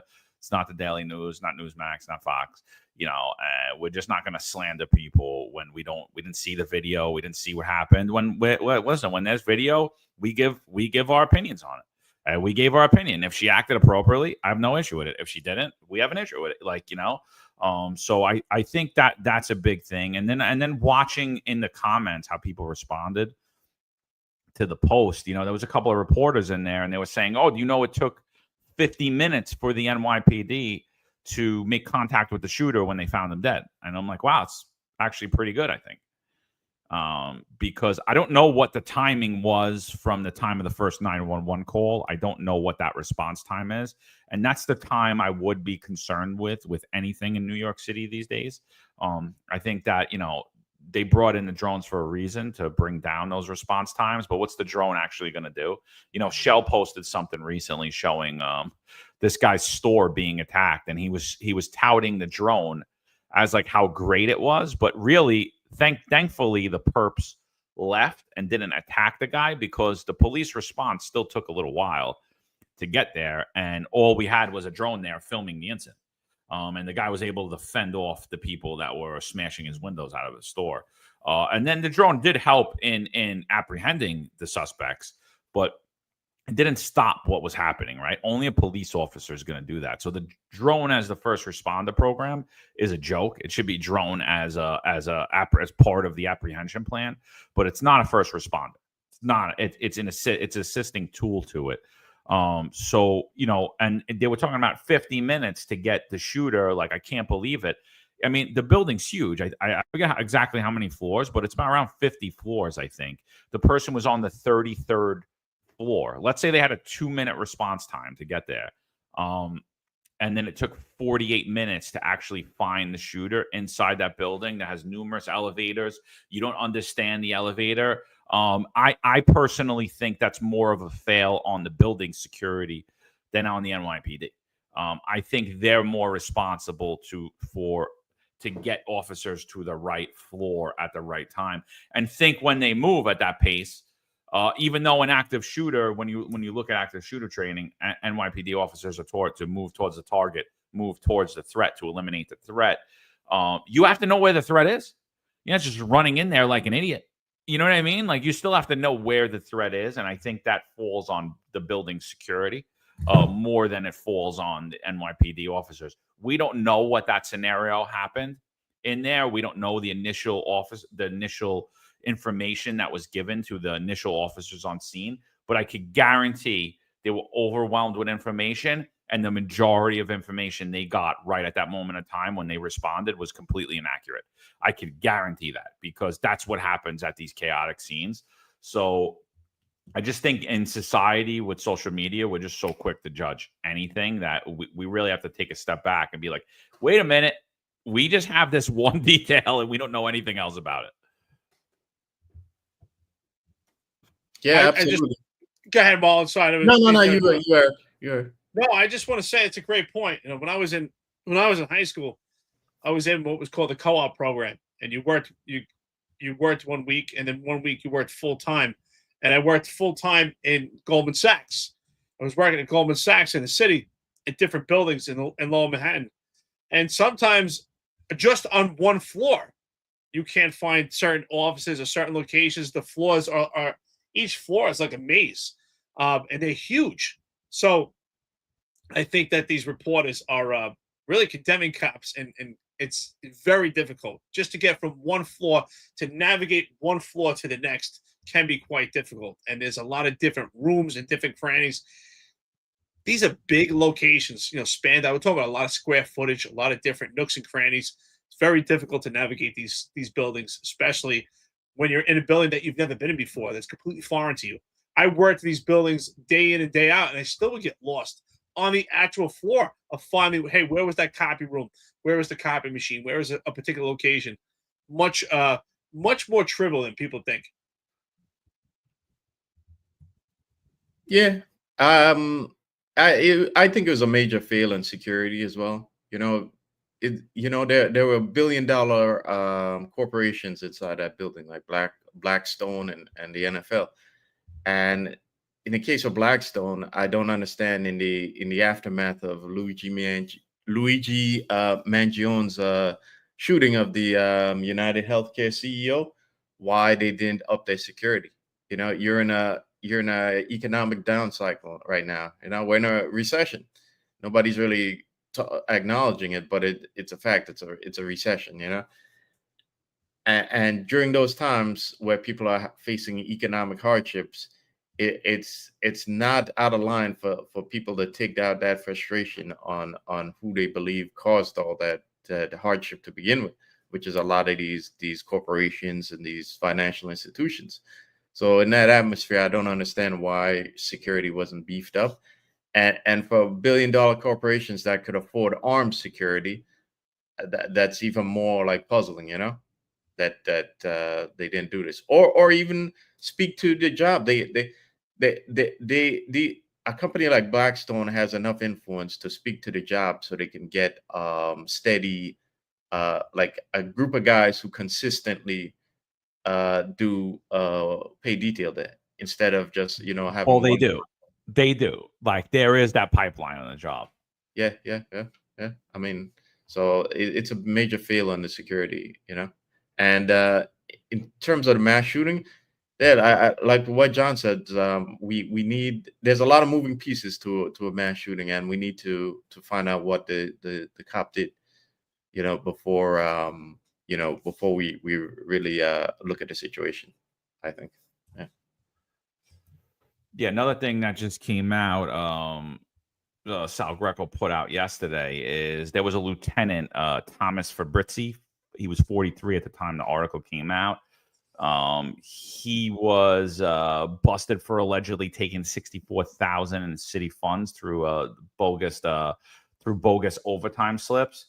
Sal reported yesterday he was terminated by NYPD Police Commissioner Jessica Tisch, yet many chiefs under her are still employed who authorized the same unlawful actions. So what do you think about that? This lieutenant getting fired, who's a major case lieutenant, he gets terminated from the NYPD. Jeff Madry walks, Quatisha Epps walks. Numerous people in the NYPD still employed by the NYPD, but were transferred as a result of overtime abuse, and a lot higher, some double, triple, some quadruple what Fabrizio was terminated for. What do you think about this? Well, first of all, no one's excusing the behavior at all. We're not excusing his behavior, but the bottom line is we need to have a level playing field. What is the standard? What is the metric of measure when it comes to discipline? And how do we enforce integrity within the department if we have a different tiered system? And I've been saying this, I've been pounding it into everyone's head. I'm going to continue saying it. There's a 3-tiered system.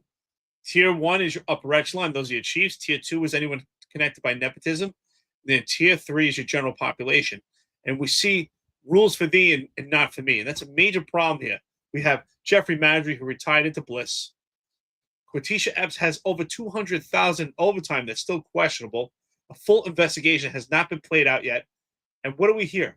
We heard she should pay it back. And it was turned over into some type of administrative infraction. So there's no standard here. There has to be a level playing field and a standard within the department to boost morale and to have integrity. Again, I'm not enforcing or commending or in any faction, any facet, this 64,000 overtime and excusing this lieutenant at all. He should be disciplined and held accountable and held responsible for it. And ultimately, the liability falls upon him.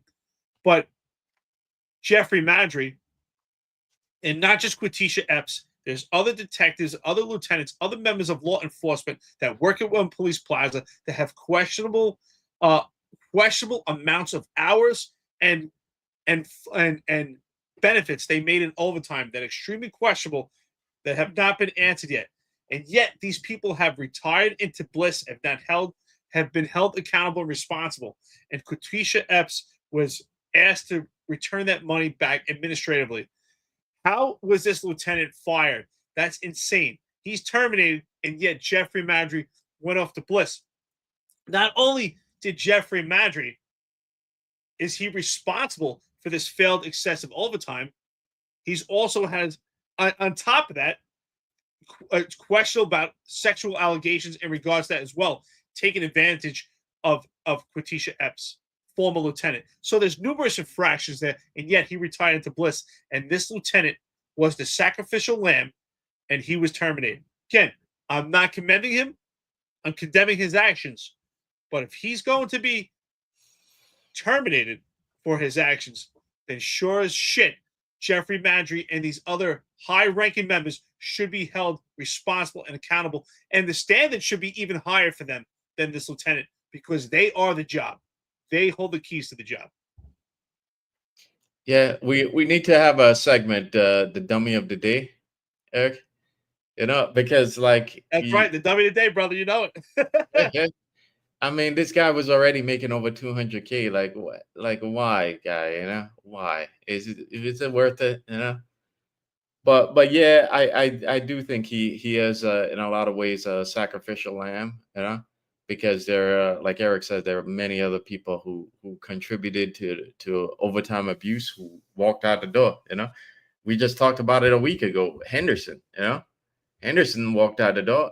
You know, initially, Tisch wanted to take away his good guy letter, and you know he knew people and they made phone calls for him, and now he walks out the door with his good guy letter. You know.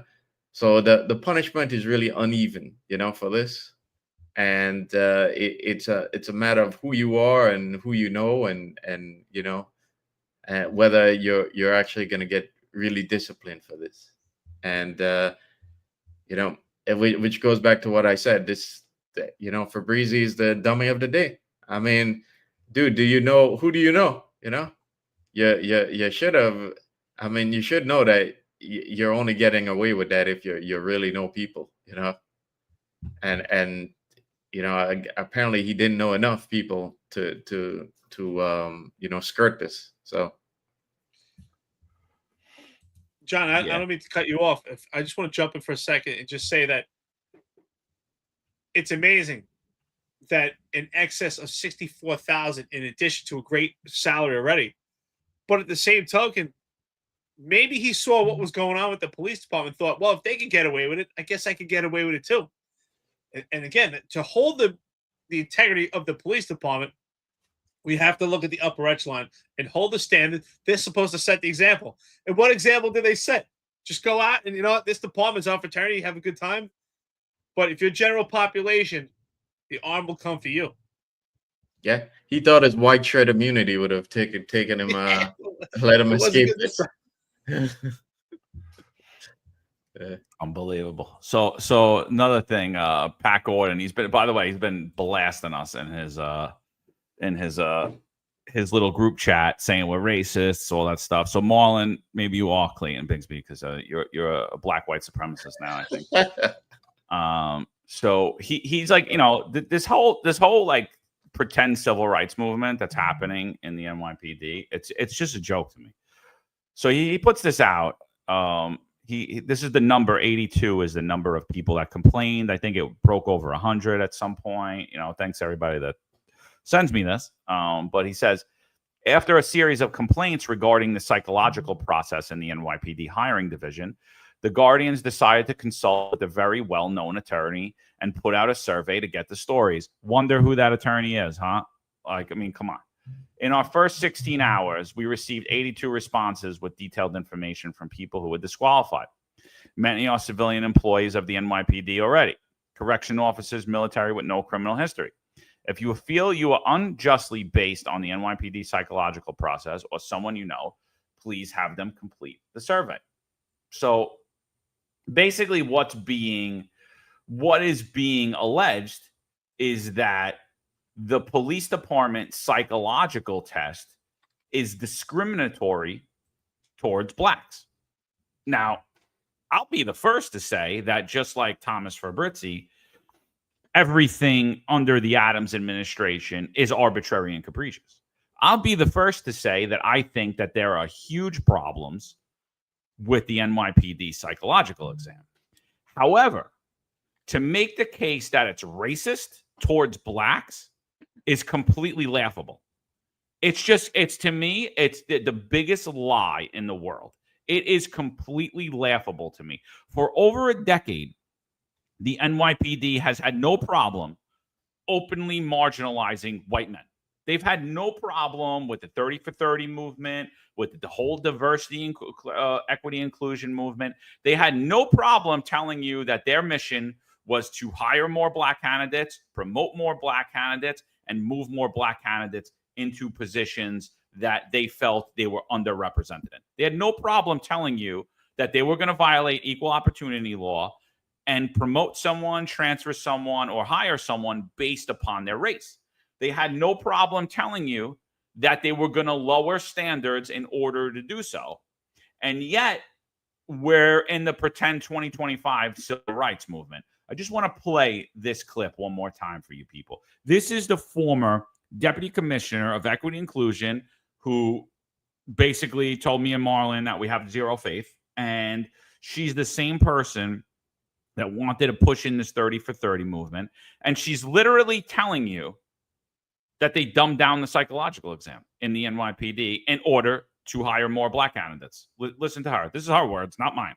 Now, we've always struggled with black males in particular, with females, especially Asian females. How are we going to get them in to take the test? Are there processes you can put in place to actually help these underrepresented groups with the process of just getting into the department? Yeah, one of the things that we're working on here, we refer to as barriers. So one of the core missions in OEI is to really think about how we identify and address barriers throughout the entire employee life cycle. So from recruitment, What's preventing someone from even applying to take the job? And then what is preventing them from moving throughout the hiring process? Do you have any examples? So the psychological exam, for instance. I certainly couldn't pass that these days. Well, I couldn't either. So we know that certain groups fail the psych at a different rate than others. We also know that certain groups get through the background check at a different rate than others. So really looking at all of that and thinking about what's happening and why, and what can we do to change in order to make it easier for people to join the department. So for instance, years ago, you would not have been able to join the NYPD if you had a background with marijuana use. It's not the case today. And that has an impact on any number of people. That all sounds reasonable for kind of obvious groups, people of color, that it's acceptable in America and society to retain that kind of demographic information. But what do you do about finding ways to support? So there it is, right then and there. She's telling you, we lowered standards. We let you have more criminal history. We dumbed down the psychological exam. Why? To hire more black candidates. So you're going to tell me that the job that was trying to push forward, the job that spent millions of dollars only recruiting in minority neighborhoods, only taking internships from minority neighborhoods, only there was none in any white neighborhoods, right? You're trying to tell me that they're still discriminatory against blacks? I'm sorry. Evidence, life, reality just smacks that in the face. You want to tell me that the psychological exam is flawed? I'm with you. You want to tell me that the psychological exam is racist? I'm with you. But it's racist against whites. It's not racist against blacks. If anyone has an opportunity, our friends and listeners, John and I did a full episode watch party, if you missed it, on that interview. And it was fantastic. Not realizing it back then, it actually circles back, and somehow everything is connected to that interview. When you look at, and I've been saying this for years, that most of the young men and women that are hired in the NYPD since around 2018 have predominantly been meek, timid, and docile. And I've said it for a long time. I've said it since 2018, unaware that this information would come out from Tanya Meisenholder, and unaware that one day we would do a podcast, and this somehow everything is connected to this. And I remember saying that if you're an alpha male or alpha female and you're white, you're not getting the job. And that was 2018. And now it's just getting even more, it's more obvious and more blatant. So for Patrick Gordon, your position, your fight just completely falls on his face. And I think you need to look in the mirror and ask yourself, what are you fighting for? Because right now, this DEI movement is completely apparent, and it's obvious that it's reflected in this candidate assessment hiring process in the NYPD. Even as recruitment is falling and recruitment is nearly impossible, look at the recruits. I saw someone sent me a picture the other day, and it was from the 7-3 precinct. I think it was back in April or May, showing 52 or 53 recruits that were transferred to the 7-3 precinct upon graduation from the police academy. And I looked at it and I said, wow, how could Patrick Gordon, NYPD Guardians, or any fraternal organizations complain? There were 2 white police officers in the entire picture. I can tell you this, I could care less what color they are. I could care less. But since we're having that conversation, let's have an honest conversation. There were 2 white police officers in that entire picture. So if anyone is giving opposition or a polarizing statement or polarizing view, saying that, there you go, saying that DEI does not play a factor in candidate assessment hiring, you're out of your mind. That's a 7-3 precinct right there. I think that's April or May in this year. I think there's 2 white police officers in that entire picture. So you're right. The job is not diverse anymore because white police officers are now the minority. So it's not diverse. It's mostly black and brown. You don't even see many Asian officers as well. And I could care less. As long as they're the most suitable, That's who should be in that picture. Yeah, and a lot of those, a lot of these pictures I've seen too. Those new cops look a little doughy and a little short. So again, about the quality of cops that we're getting right now is questionable. But I think Patrick Gordon's working for his SAP right now. I find it interesting that his recent fixation with like the psychologists and the psych test only came up after what's happened to Anderson, Terrell Anderson, the former commanding officer of candidate of assessment division. So what I think is, and we've already heard that a lot of those kids may have been contracts, or they may have been related to like chiefs or high-ranking officials in the job. So what I think Patrick Gordon's really working for his SAP right now, and I think if those kids weren't connected to people, would Patrick Gordon even care? No. Look at all that's happened to Black and minority cops already on this job, who've been victims of like Marjorie and Henderson and all these guys. Has Patrick Gordon said anything about them? Nope.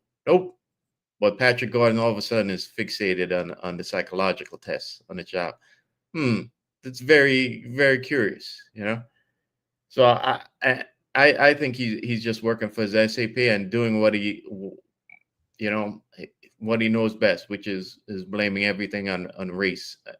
Again, he knows that using that magical R word gets you media attention, and it gets the liberals and progressives at the top of 1PP a little nervous, So when his buddy Eric Adams and his buddy Al Sharpton have taught him for decades that when you use that R word, you get your will done.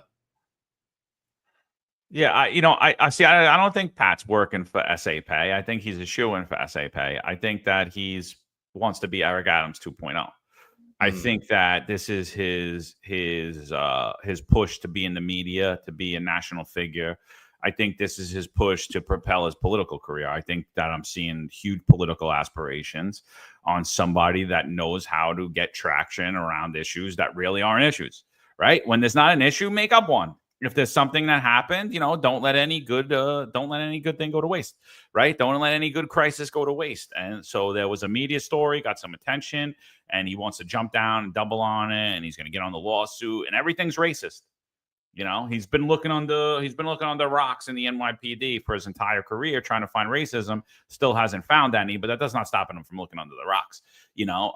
So he's to be fair, he's only looking for racism on one lens. But if I just reverse his thought on anything, oh no, that's perfectly acceptable. That's good. That's just making units more diverse.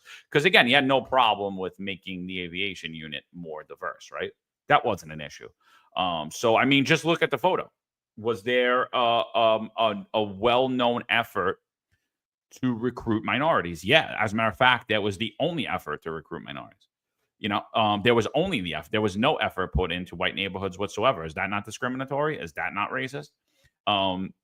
Same thing when we look at the psychological exam. Let's get the data. Pat. I bet you I know what the data is going to show. I bet you the data is going to show that white males were disproportionately disqualified at a much higher rate than Black or brown individuals. Guarantee it for minor criminality, for serving in the military, for all the same thing. I guarantee the numbers are going to show a disproportionate response. I guarantee if we go back to the vaccine mandate, you're going to see a disproportionate response that members who are Black and brown in the NYPD got approved exemptions at a much higher rate than male white officers. Guarantee you're going to see that. I mean, and you're going to see that too. So, I don't know where the hell all this is coming from. But all I see is a whole huge political movement part. I mean, and again, to be fair, Eric Adams became the mayor of New York City by using this exact tactic. This exact thing he became the mayor of. He was the best at it. I don't know that we'll ever see another Eric Adams. And now he's flipped his head from being that leftist racist to crying race at every turn, and now he's the free-thinking moderate who cares about crime and is focused on crime when he did nothing but demonize the NYPD for 30 years. So, I mean, it's just to me, it's just a complete joke. And have fun in your little group chat. I could care less. But I mean, just to say this, the reality tells a completely different story of the painting you're trying to paint and the picture you're trying to paint. Look at this picture right here. This is the 7th Street precinct. I think this was April and May of this past year. So this is evidence right here that this is completely manufactured by the Candidate Assessment Division in the NYPD that is completely targeted towards DEI. And how do we know that? For one, your eyes don't play tricks on you. So look at that picture. In order to be a New York City police officer, you have to either reside in New York City, the 5 boroughs, Westchester County, Putnam County, Orange County, Rockland County, Suffolk, or Westchester. In New York City alone, approximately 31 to 32% of residents are considered white. That evil white man, John. In the outside counties, it's 50% or more in every county outside New York City that is predominantly white. These are the demographics. So with those numbers, how could, if the Candidate Assessment Division is hiring based on organic suitability, how could the picture look like that?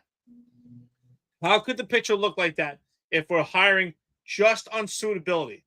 Now, if this was the NBA, I can understand. We're targeting specific athletes. If this was that, I completely understand. But we're talking about police department, just good young men and women that want to serve their community from where they live and where they are from.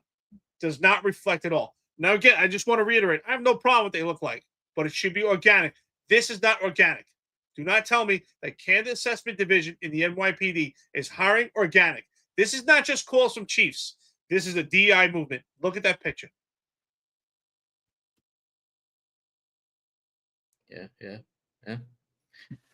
Yeah. It's not organic, as we've seen from that Tanya Meisenholder video. You just can't deny that there's been a movement, and it's not just New York. It's a movement to increase to kind of demasculinize the police department and kind of I think they want to make the police department to politicize it by getting the type of demographics in there who would be more favorable to their a lot of these progressive initiatives, and a lot of the voting blocks that kind of, unfortunately, vote Democrat. I don't think it's a coincidence that I've complained a lot that the NYPD's lost its the focus from the core mission of being a police department, and it's now like a progressive community advocacy group. Just looking at the constant the constant celebrations at 1PP that have nothing to do with the core mission. It's so I think this was their way of the next lockdown. They want more cops who are going to be willing to go along with things like lockdowns and things like whatever progressive measure of soup du jour of the day is. They want cops who are going to be more in line with that, and that means changing the demographics of the police department and demasculinizing it. So I don't think that's that. None of this is a coincidence, and none of this is natural. Yeah, and my last point on that is another thing. You want to talk about disproportionate? So there were overrides happening, right? Inspector Terrell Anderson was overriding candidates, right? Saying, oh, don't worry about the site. Don't worry about your criminal history. We're going to use this override option, right? Let's look at that override option. I guarantee, I'll bet you money, Pat. How much money you got? How much money you got, bro? Because I'll bet you any amount of money. You name it. Let's bet. I'll bet you disproportionately, those overrides were done towards black, brown, and females. Guaranteed, which shows a discriminatory twinge against whites, right? It wasn't being applied appropriately. And what do we know in New York City and what New York City Council told us? If it's not equal, it's discriminatory, right? So, the whole thing's a joke to me. I'm like watching it and I'm laughing at it. And the sick part of the whole thing, they'll probably win a lawsuit if they so. That's the even sicker part of the whole thing. All of the data's against them.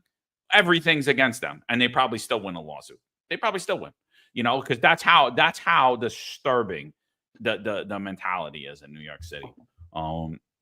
We had a ton of shootings overnight on Saturday morning into Sunday. We'll get through that. But after, I guess John Shell went out to celebrate last night on Sunday. He posted this on his LinkedIn. I forget who sent it, but thanks who sent it. And it says, "Thank you to the Jonas Brothers for the invite. Unlawful gratuities, free ticket? I don't know. Is this him just trolling, which he's pretty good at? He likes to troll. He likes to get himself in the media and get some attention. Very possible also. Very possible he bought his own tickets and the Jonas Brothers did not invite him. So don't put that past him either. He likes to get talked about. So John, congratulations. You got yourself a little segment here.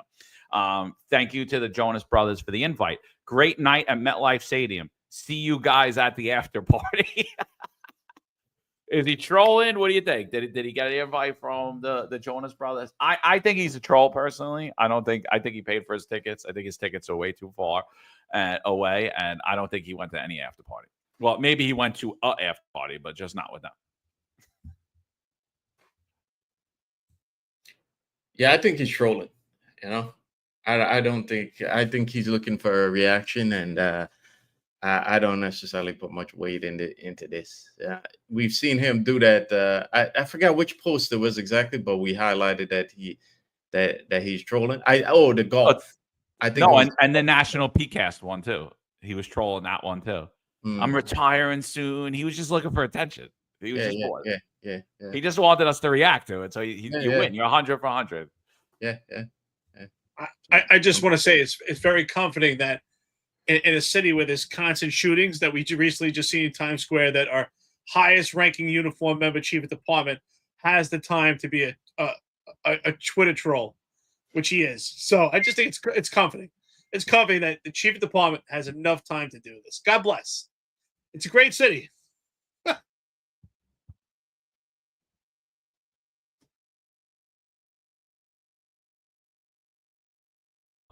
Oh, and if you notice all the way over to the right, you could see, "Great show. Thank you for posting."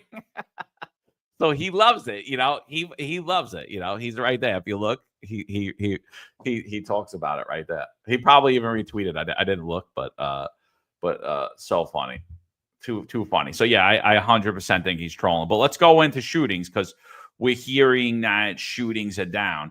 I did some like conference the other day with all like black Democratic mayors, and they were talking about how crime's down and it's not being reported properly in the media and how they're doing such a great job. And I only asked one question. I just asked why cops are leaving and what they're doing about it, and they only answered what they're doing about it. They didn't answer why cops are leaving. But it came out recently that the drop in shootings in cities like Chicago correlate with them pulling down their shot spotter, right? They get rid of the shot spotter contract and boom, next thing you know, what happens as a result? Reported shootings go down. Coincidence? I think not, It's also, we know guys that work in the 7-3, 7-5, every busy command, 6-7 busy commands throughout the Bronx, and they're working every night and shot spotters aren't going off anymore. So while we still have the contract in place in New York City, are they being maintained? Have they been shut off? I don't know. It's weird. Shootings all of a sudden down out of the blue. I don't know. I know we had a pretty cold winter, and I know that'll definitely help things. But when you look at the Sunday morning shootings, and by the way, there was one almost immediately after this. So this starts at like 01:53. Actually, the times are off. Let's not even disregard the times, but it's from about like 1 o'clock in the morning to about 6 o'clock in the morning, and I'm actually missing another person shot. There were 8 people shot out of actually. So this chart's wrong. There were actually 9 people shot. And out of the 9 people shot, there were 15 incidences of reported shootings. So, I mean, what do you guys think about this? This just shows like it were all over the city. Plus, there were 2 people that were either stabbed or slashed. I'm saying that if we had 9 people shot, the amount of bullets that flew through the street were probably, I don't know, 10 times that amount. And if we actually had 12 reported shootings with 13 reporting shootings with 9 people struck, I'm going to say there was probably about 100 shootings that night where someone wasn't hit and it wasn't reported. There's no doubt about it that these shot spotters are not being maintained and that we're not documenting and reporting shootings properly. And I think what I've been saying is that if we're not documenting every trigger pull, we're not getting the whole picture here. So if we're just documenting people that are actually shot, which I think is what's happening, if someone's not shot, I don't think we're documenting it. If anything, if there are shells recovered at a scene, I would put my money that it's being documented, not as investigate shots fired, but probably just investigate reckless endangerment, which is a great way to give it a quasi investigation, but cover it. And what's great about that is if eventually the FBI reports come out and one of those type of reports comes out in a random audit, easily that could be changed. Say, well, that was documented. We just need to reclassify it. So it's easy to manipulate and maneuver these numbers. I think it's a complete misrepresentation of what's going on right now. And this administration could tell you till you're deaf in the ear that crime is down and all these numbers that are low and shootings are down, but your eyes don't play tricks on you. You see what's happening. And where are these shootings happening? Not just in the particular locations that we're familiar with propensity for crime. We're seeing it in Times Square. Times Square, I would say at this point, we need to do analysis of Times Square then and Times Square now, because we've seen Times Square come back. And it's really gone back to the old days where it was a violent place, unfortunately.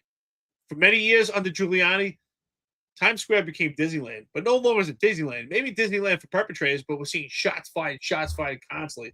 I think it's a complete misrepresentation. Again, if we don't document every trigger pull, we're not getting the full picture of what's happening. Yeah, remember when shootings at Times Square was like kind of a rarity, and it was a big deal when it happened, and now it's like every week there's like something else at Times Square, So I think the city is incentivized right now not to not to upkeep those shot spotters and to find ways of hiding that data. As we've seen, there are a lot of people, and including national figures and wealthy people, and other politicians, regardless of political party, that want Eric Adams back in office, right? So we've also seen heard rumors of precinct commanders also downgrading crimes. Also, precinct commanders who, by the way, are part of Eric Adams' network of cronies. So are they all incentivized to kind of obfuscate that data? Of course they are, because they need right now. Eric Adams is way down in the polls, and he needs, his political platform is I'm a public safety mayor, and without public safety, he has nothing else, and he's what else has he accomplished? I mean, he hasn't even been good at public safety, but what else has he accomplished as mayor? So again, they're all we have all these parties who are incentivized to hide that data. And you know, that going back to Times Square, you know, these incidents keep happening at Times Square, and you got to wonder, like, if shootings are down, why are more brazen incidents in places that, you know, typically don't see like a high amount of gun violence keep, you know, happening, you know? So I think, you know, we know you're watching John Chell, but I think you should be more focused on trying to prevent more shootings at Times Square, and certainly getting your rookies to actually understand that they need to put hands on people and actually, you know, do their job. And I'm specifically referring to the video like a week ago of these rookies like trying to break up a fight, but not exactly breaking up the fight, you know, not exactly putting hands on these guys. And when you see that happens there, you know, I have to wonder how related their shooting was to that incident that happened a week ago. Okay. So I think you should be more focused on that, John, and less on the Jonas Brothers or you know, watching us. Or trolling us. Yeah. He's winning the Troll of the Year award, though. He got us 3 times. He's 3 for 3, bro. I'm telling you. 3 for 3.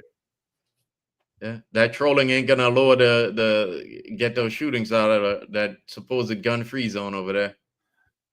That's why I say it's pretty comforting. The chief of department has so much time to be the #1 Twitter troll. Does he really? Right. He spends the majority of the time on Twitter, and his whole team here, Juju, you know, the whole team's here. We appreciate having him, though. But you know, but it is like it's disgusting to watch, because it's like, dude, you're the highest uniform rank in the NYPD. You're going out, and you're entitled to go out. Nobody's saying you can't go enjoy yourself, you know, but like, why are you telling anybody about it? Why are you posting it? Your guys are out there working. You just had a horrific night of shootings while the mayor's trying to get, like, what are you doing, dude? Like, stay off of Twitter, bro. That's it. Stay off your LinkedIn. You know, for the record, I don't have you. I think I follow your personal account. I don't follow your chief of department account. I don't follow your LinkedIn account. People send this stuff, and they're all talking about you behind your back, dude. Because and you like it. It's weird, bro. It's weird. You know, someone said something about Donald Trump to me the other day, and they said, I think that he needs negative attention, and he doesn't feel right, so he seeks negative attention. And I was like, you know what? I can see that. And I think the same's true with Shell. I think he likes negative attention. I think he doesn't feel right. He's like, oh, they're not talking about me. Oh, wait, hold on. I got to do something. Like, he like kind of like loves it. He likes the negative stories that, like, he feeds off of it. Yeah. Negative attention is attention, right? Doesn't matter if it's negative or positive, but they're talking about you. He likes that because he's at the center of the conversation. No surprise. No surprise from a guy that's, you know, completely unprofessional on social media, spends a majority of his time. It's almost like he's rubbing in the guy's face. You're out there working. I'm out here having a good time. Yeah. Good to be the chief of department. And no surprise from a guy who's building his media presence, you know? He wants you repeating his name and keeping his name in that conversation. So when he gets his show on Newsmax, yeah, he'll have that notoriety. You know what I want to see, Marlon? I want to see a tutorial of eventually one day of him and Kaz come out with how to self-promote, how to create your own self-image. These guys can do it. I want to see that. Yeah. Maybe soon. Maybe. If Mamdani's elected, and I tell you right now, if Mamdani wins and he was willing to keep them on, they would stay. They'd be like, oh, you're the best boss ever. Not that Eric Adams. Well, even if Mamdani wins, expect Chell to be on Newsmax talking about criticizing Mamdani's police department, you know? Yeah. As though his police department is efficient and the top of the line, you know? Oh, yeah, his was better. Yeah. Oh, well, 100%, dude. He would be all over it. Like, if Mamdani, like that, and that's my thing with the Chiefs, right? And I think that's what John Shell doesn't understand, and I think that's what a lot of them don't understand. We're not saying because you're deep throating Eric Adams, you're a sellout because you tied to him. We're saying that it doesn't matter who it is. It's Eric Adams today. It's the anti-cop, failed cop. It's the guy, Eric Adams, who demonized you and your career for 30 years. Yeah, it's despicable and it's disgusting. But if Zohran Mamdani came in, the socialist, the guy that you're going, we can't go backwards. If he came in, he's like, I want you to be the police commissioner. Yeah, boss. And you're going to be deep throating him, and you're going to be switching your whole tune. And that's what these guys don't understand. I'm like, I'm not saying you're a phony just because of this. I'm saying that you're a phony. Your ass is for sale. It doesn't matter who it is. Like, it could be a communist. It could be, and by the way, I've been having this argument for about 6 months, and I just want to clear the air on it because no one seems to understand when I compare the policies between an Eric Adams and Andrew Cuomo and a Zohran Mamdani. And they're like, John, yeah, but this guy's a Marxist. Okay, yeah, you live under a Marxist mayor right now. You think that masking your kids, keeping your kids out of school for 2 years, shutting your businesses down, making you put something in your body you didn't want, does it get worse than that? Throwing you out of your job because you didn't follow their rules that, by the way, aren't legal and aren't anywhere. You violating your labor contract, denying your labor contract, and denying the law. You think that's an America you want to live in? You're happy with that result? You're happy with that? I'm not happy with that. I'm saying vote much different than those three idiots. Because right now you're crying. You're trying to save New York City from socialists by saying, elect the lesser socialist. Elect the socialist that I like better. Elect the Marxist that I like better. Oh, well, Zohran hates Jews. Oh yeah, the guy that hung out with Farrakhan, he loves Jewish people. He loves you because he's deep throating Israel. Come on, nobody believes that. Nobody believes that.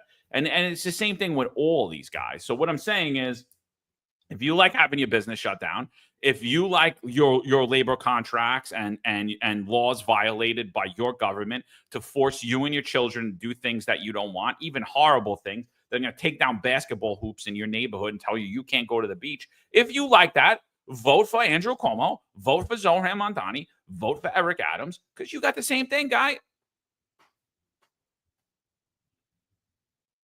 You know, John, talking about deep throating constantly. Linda Lovelace must be rolling over a grave because I think John Shell did the deep throat better. We should have who did deep throat better? Because when I saw recently, it was John Shell and Kaz Daughtry and Sid Rosenberg having a conversation. That was the biggest deep throat. I couldn't believe they were blowing each other. It was unbelievable. I was like, wow, look at this. These guys, I tell you, you don't even know who their real friends are.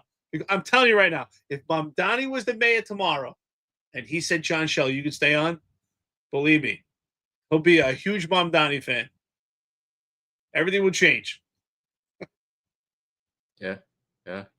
And that's not too dissimilar from what Ray Kelly said this weekend about Mamdani. You know, there's a thing in the paper about him saying Mamdani will be the catastrophe. As though, Eric Adams hasn't been a catastrophe so far. Yeah. So I guess it must be part of the club to get into the club or keep your credentials for that club. You have to be a phony, and you have to put on your little theater act as well. Yeah, it's a joke, dude. It's a complete and by the way, that goes for all of you vying for police commissioner with Zohran or Cuomo too. You're all a bunch of cucks too. You're all deep throating too. You know, it's unbelievable. You know, like you think like, oh, it's gonna be this guy and that guy. It's like, dude, you're pathetic. Like it's a joke. But I'm gonna tell you what Eric Adams' next campaign strategy move is. And I'm going to tell you what Andrew Cuomo's next campaign strategy move is. Go get the Irish vote, right? You think they didn't matter, but Zohran Mamdani says they does. The Irish for Zohran. He's headed out to Woodlawn in the Bronx to Pat Donahue. I could see a Pat Donahue Zohran photo coming. I see it coming. It's happening on the 22nd.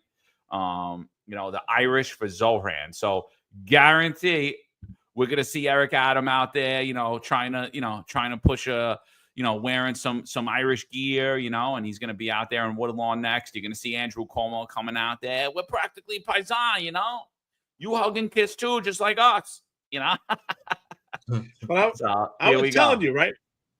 We spoke about this offline, and I said, we've been talking about it, but Mamdani has become a national figure now. We never seen someone get so much name recognition in such a short amount of time, but not just isolated to New York City, but through the entire country. And I was telling you, I drove to a very remote area in Alaska, and I had to use the bathroom, and I stopped at some local bar, and it looked like one of those old spaghetti western movies. And I opened the door, it was like 4 or 5 old crusty men sitting, and they were watching up Fox News about Zohran Mamdani, and they were talking about Mamdani.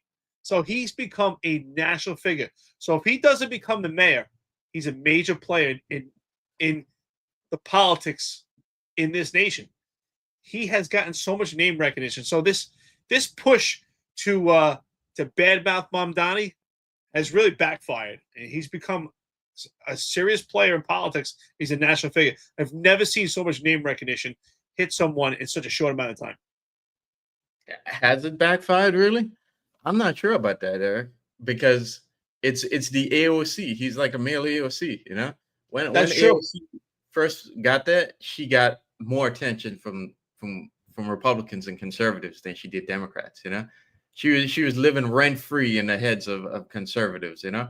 Good point. And so I think he's gotten that same treatment, and I'm not so sure it's been like I think part of it is deliberate, because we've talked about before about like the uniparty owning both sides, you know. So even if look, they really want Eric Adams in there. It's quite obvious they want Eric Adams, you know. But if they got Mamdani too, as we said before, what would be so different, you know? And also, though, even if Mamdani loses, he's already a national figure. So I would expect this guy to either run for Congress or you know, keep building his national stature, you know. So I don't think it's necessarily I think it's been a little bit deliberate to boost his notoriety up. I mean, we also have to consider that guys like Chuck Schumer is getting up there, you know. He's really up there. So who better to replace Chuck Schumer than the male AOC right here, you know? So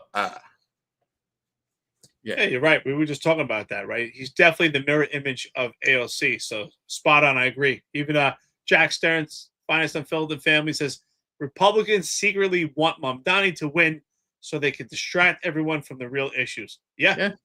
Spot on. I think that's a great comment for the day. Yep. Yeah, you know, and again, I don't disagree with Jack. Like I've been saying that a while. I think I don't see a way that Eric Adams could win. Like I'm not, you know, people are like, oh, you hate Eric Adams. I'm like, okay, but I'm talking rationally. I don't see a way the 4th place candidate, the guy who couldn't win the Democratic primary or the Republican primary, could win the general. I don't see it. And I think even if he goes head to head by himself with Zohran wins. I'm like, I'm just telling you what I think, and no one could give me the how Eric Adams wins. So I'm like, okay, so then ideally what you're telling me is you want Zohran Mamdani to win, because what you're saying is a person who has a shot, like an Andrew Cuomo or a Curtis Sliwa, you're like, you're not gonna get behind them because you want, you know, the biggest lie, and it's a great campaign strategy for Zohran is to say a vote for Curtis Sliwa is a vote for Zohran. It's such a lie, because what they're ultimately telling you is split the vote, and you idiots are all buying it, right? Because if you had a strong base behind Curtis Sliwa, he 100% wins. The only 2 people that shouldn't be in the race at this point any longer are Andrew Cuomo and Zohran Mamdani. And if that was the case, you actually have a chance for New York City to no longer be a socialist Marxist society.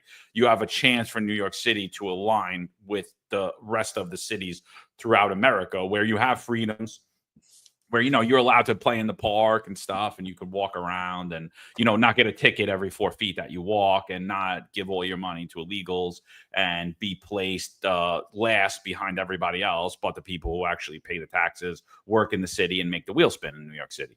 So, and I do think when I look at that, I'm like, you know what, maybe Jack's right. Maybe they do want Zohran Mamdani in there, because, hey, listen, it's good to have an enemy.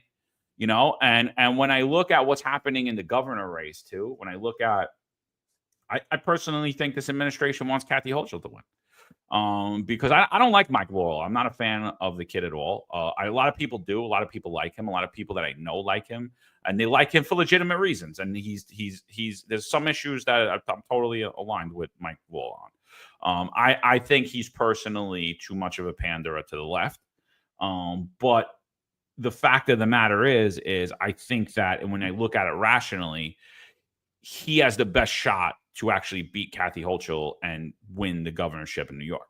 He has the best shot to get moderates and Democrats in New York City to vote for him. And I think he'll win the conservative base too, even though there are a lot of conservatives that feel like me that he's not particularly their cup of tea. He's more like a Nicole Maliotakis. He's a flip-flopper. So when I look at it, they're going to push Elise Stefanik. And I'm like, Elise Stefanik has zero shot of beating Kathy Hochul. So the fact that they're doing that tells me they want an enemy. And I think the same thing is happening around, it's going to be, listen, what you said here, we've seen AOC on Fox News. They myth-built. Because of Fox News, AOC is a world-known figure. Because of Fox News, Zohran Mamdani is a world-known figure, right? And that's a great thing for Republicans to campaign around. So nobody's trying to save New York City here. They're trying to put an enemy in place so that we could fundraise around. And when I'm watching it, I'm like, that's exactly what's happening. It's exactly what's happening. I had said about a month and a half ago, I said I thought that it's still early and Eric Adams has a chance. A far chance, but a chance. But obviously we see it, right? We're talking about it all the time. That this push and opposition to Mamdani is to get Eric Adams in. What do you guys think would be? Because now we have 2.5 months left, right? What do you think would be the deciding factor to get those votes to turn around to actually get Eric Adams on board? Because it's not impossible. I think it's slim to none for him to be reelected, but I think they're banking on something to be the deciding factor. They're still pushing for it. What do you think could be that deciding factor or that significant pivotal point to where Eric Adams has a chance to win? Or is it just completely impossible? I don't think it's impossible. We live in some crazy times, and I don't think the wild ride is.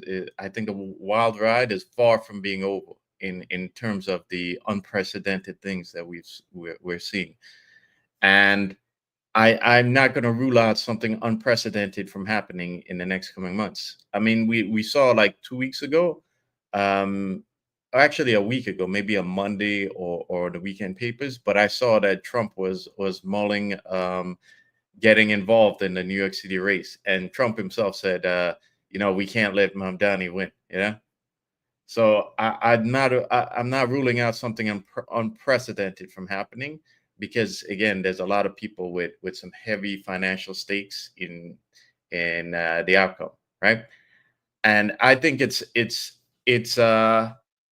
what may happen is a lot of backdoor dealing may be made, and they could easily come to Mamdani and tell him, hey, listen, you're a young guy, we want you to hang back on this one, and make him lose the race himself, and promise him Schumer's seat, or promise him some other race in the coming years, and they could easily do the same thing for Cuomo. I mean, when you got billionaires like Bill Ackman coming out for Eric Adams, and I've said numerous times that Eric Adams is connected to the PayPal mafia, and we're talking billionaires, billionaires upon billionaires. Okay. So there are a lot of people with a lot of interests behind Eric Adams. And when I made my call that Eric Adams, I still think he's going to win. It's not based upon his, what he's going to do to win, or not based upon him being a good candidate or him running on his record or whatnot. It's based upon others losing and other machinations that will happen that'll make Eric Adams come out as the winner, and that's based upon all the other people that have interests behind Eric Adams and not Eric Adams himself. You muted, John? Again, even till today, I just still don't see it. I don't see, I get Bill Ackman's behind him, but you think Bill Ackman's not also funding Zohran Mamdani? You think all these people that are pushing Save New York City from socialism haven't already hedged their bets? You think John Katzimatidis hasn't already hedged his bet? I don't see it. I don't see it's the end all that I could only get my casinos built and my corporations getting friendly tax benefits and all this other stuff through Eric Adams. I think that there is a reason you see Katzimatidis holds fundraisers for every politician, because he hedges his bet. And that's what all of these billionaires do. But this is the thing. You got Nick Coletti on here, right? Why do you guys seem to like the socialists? I know you all hate Adams, but the socialist seems worse. What am I missing? So again, I'm not talking feelings here. I told you that I don't like Eric Adams. It's well known. But when you look at it rationally, how do you see Eric Adams has a shot? Where do you see the votes coming from? He couldn't win the Democratic primary. He wouldn't have came in second place in the Democratic primary. He wouldn't have came in third place. He wouldn't have came in fourth. He would have went behind Brad Lander.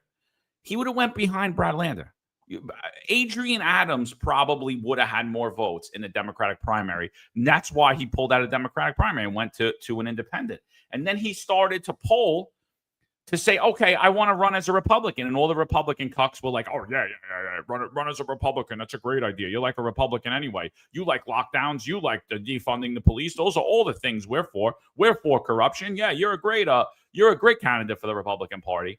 And he polled the Republican Party, and Curtis Sliwa destroys him. Curtis Sliwa, I think, got like 75% of the vote. So he doesn't run in the Republican primary.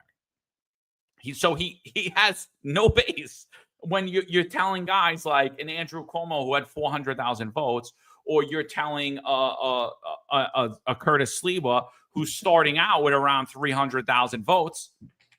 You guys drop out of the race for the guy with 0 votes.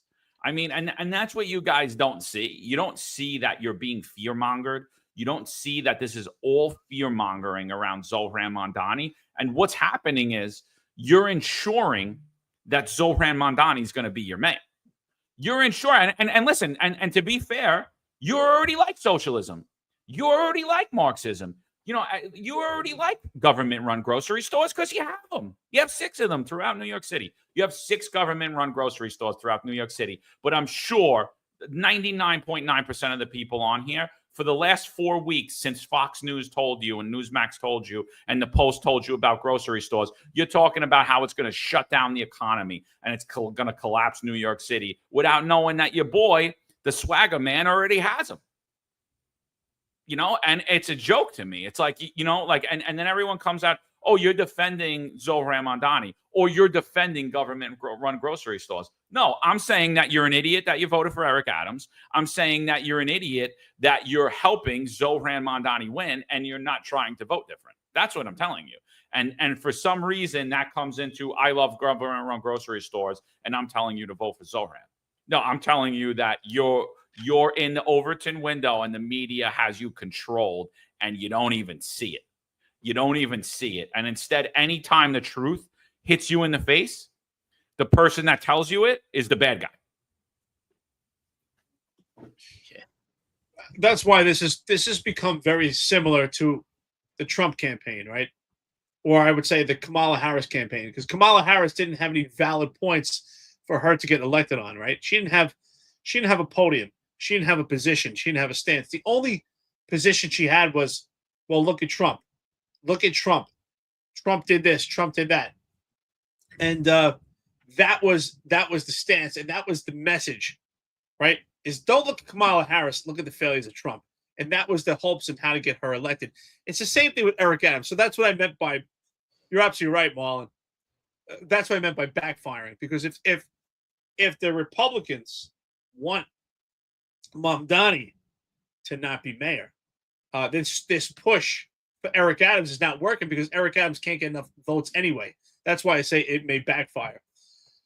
But what I see is this mass manufactured push for Eric Adams. It was, which is just a complete lie. Even as I said, I walked in that bar and they're watching Fox News and they're talking about Mamdani, but there was a couple talking heads there on Fox News. It was this past 2 days ago.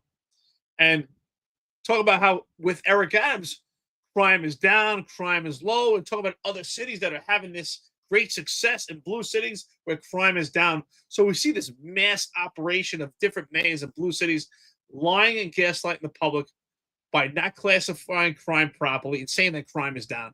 And we see with our own eyes the conditions that it are. And so the argument also is, could crime be any worse with Mamdani than it is right now? Could it? I mean, could it get any worse? Because it's pretty bad right now. Crime is, I mean, exactly what we just spoke about, Marlon and John. In Times Square particularly, I would say you want to get a good metric measure of what's going on in New York City, look at Times Square and look at Central Park. Those are two locations when crime is at an all-time low and the city is thriving. Look at those two locations.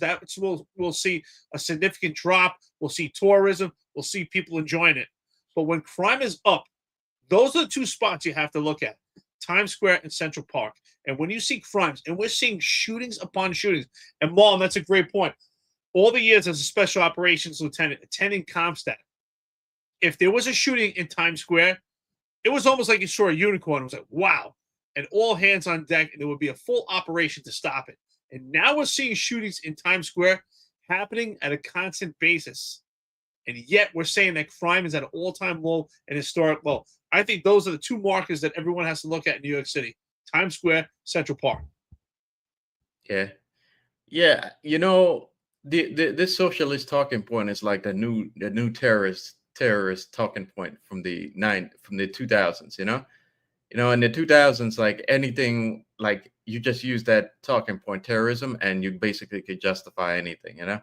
Is socialism now the talking point to try and like shift our opinions one way, you know?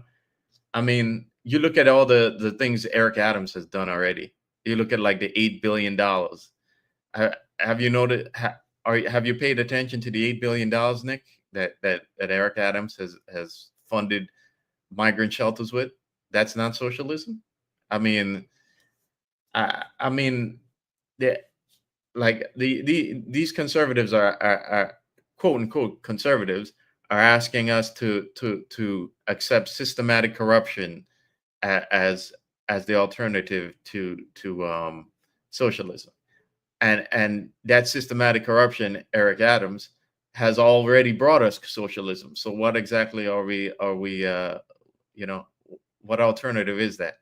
You know, it's just all it is you're parroting the talking points that conservative media is feeding you. Conservative, rather mainstream media is serving it, and that's all it is. It's propaganda talking points. It's not looking at the situation rationally, or you know, it's not looking at it rationally and looking at the facts as we have them, and looking at Eric Adams' record for the last 4 years.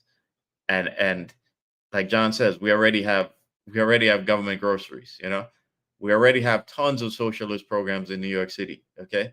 And has Eric Adams moved to bring a more efficient government and less big government? No, he hasn't. So what alternative are we pushing him, you know? Yeah, I don't know, man. I don't. Nick says, not what the media is saying, but what he himself is saying. I don't doubt Adams is completely terrible. I know. And that's kind of what we're telling you is like this whole anybody but Mamdani thing is a fundraising scam that's actually helping Mamdani win, you know, and nobody seems to be grasping on it. Look, you got Brandon Straka running around with his walk away campaign. How much money you think he's made off of Zohran Mamdani? You think it's not, he doesn't want Zohran Mamdani? You don't think they want people like that? Save New York City. How much money have they fundraised? Who they tell you to vote for? What are they doing for New York City to save fundraising around Zohran Mamdani? You know how many people have made millions and millions of dollars off of Zohran Mamdani? Guess what happens if he wins? we fearmonger around him, and we get more money, we get more views, we get more clicks, we get more donations, and everyone's feeding into it. And I'm like sitting there going, you don't think that you live under socialism right now? You can't see that everything that Zohran Mamdani's telling you, every single policy is Eric Adams' 2021 campaign. You can't see it. You know, it's right there in your face. It's right there in your face. I mean, just go back. Just go look at the debates. Go look at the debates with Curtis Lee and Eric Adams. Look at the Hot 97 interview. I was just listening to Eric Adams yesterday, and he was talking about how dangerous it is that Zohran Mamdani wants to send social workers to nonviolent, emotionally disturbed people. And he's talking about how dangerous it is and how he doesn't understand public safety and how we can never have this guy as a mayor. And I'm like, wait a minute, time out. I heard you say that. I heard you say that, Eric. And so I go back to the Hot 97 interview, and he says it. You know, we're wasting our resources. Cops shouldn't be responding to nonviolent mental issues. And I'm like, what, you know, and no one remembers. Nobody has that memory.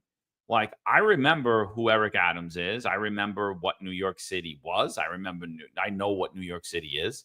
And you know, the entirety of Zohran Mamdani's campaign that is fear mongering around is just Eric Adams' 21 campaign. He's not saying anything that is revolutionary. He's not saying anything that is so far left or different than what Eric Adams became the mayor campaigning on.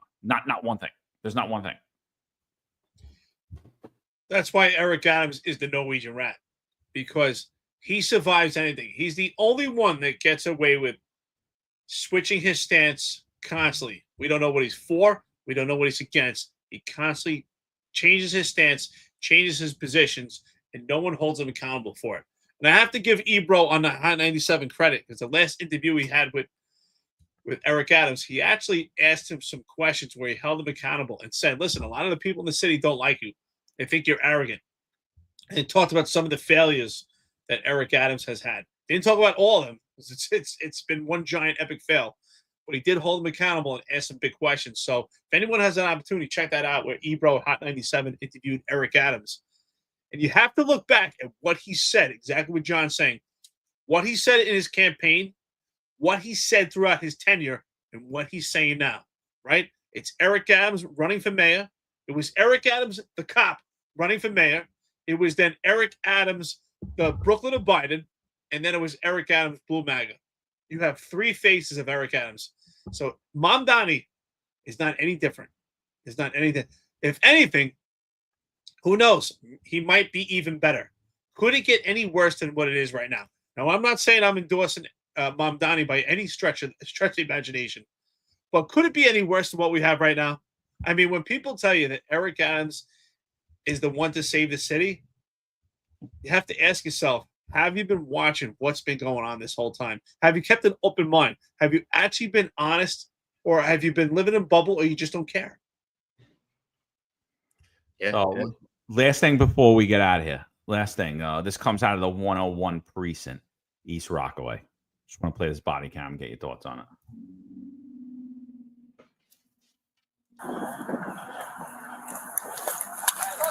Hey, stop there! Stop there!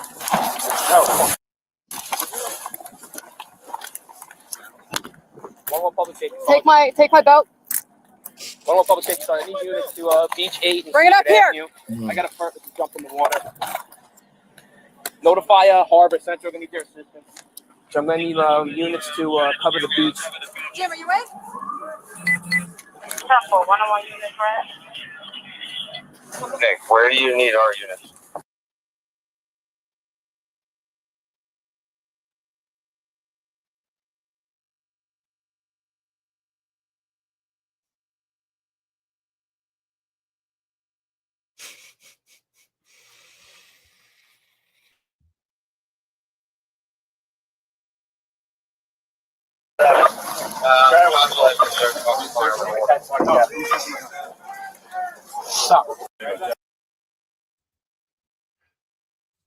What do you guys think?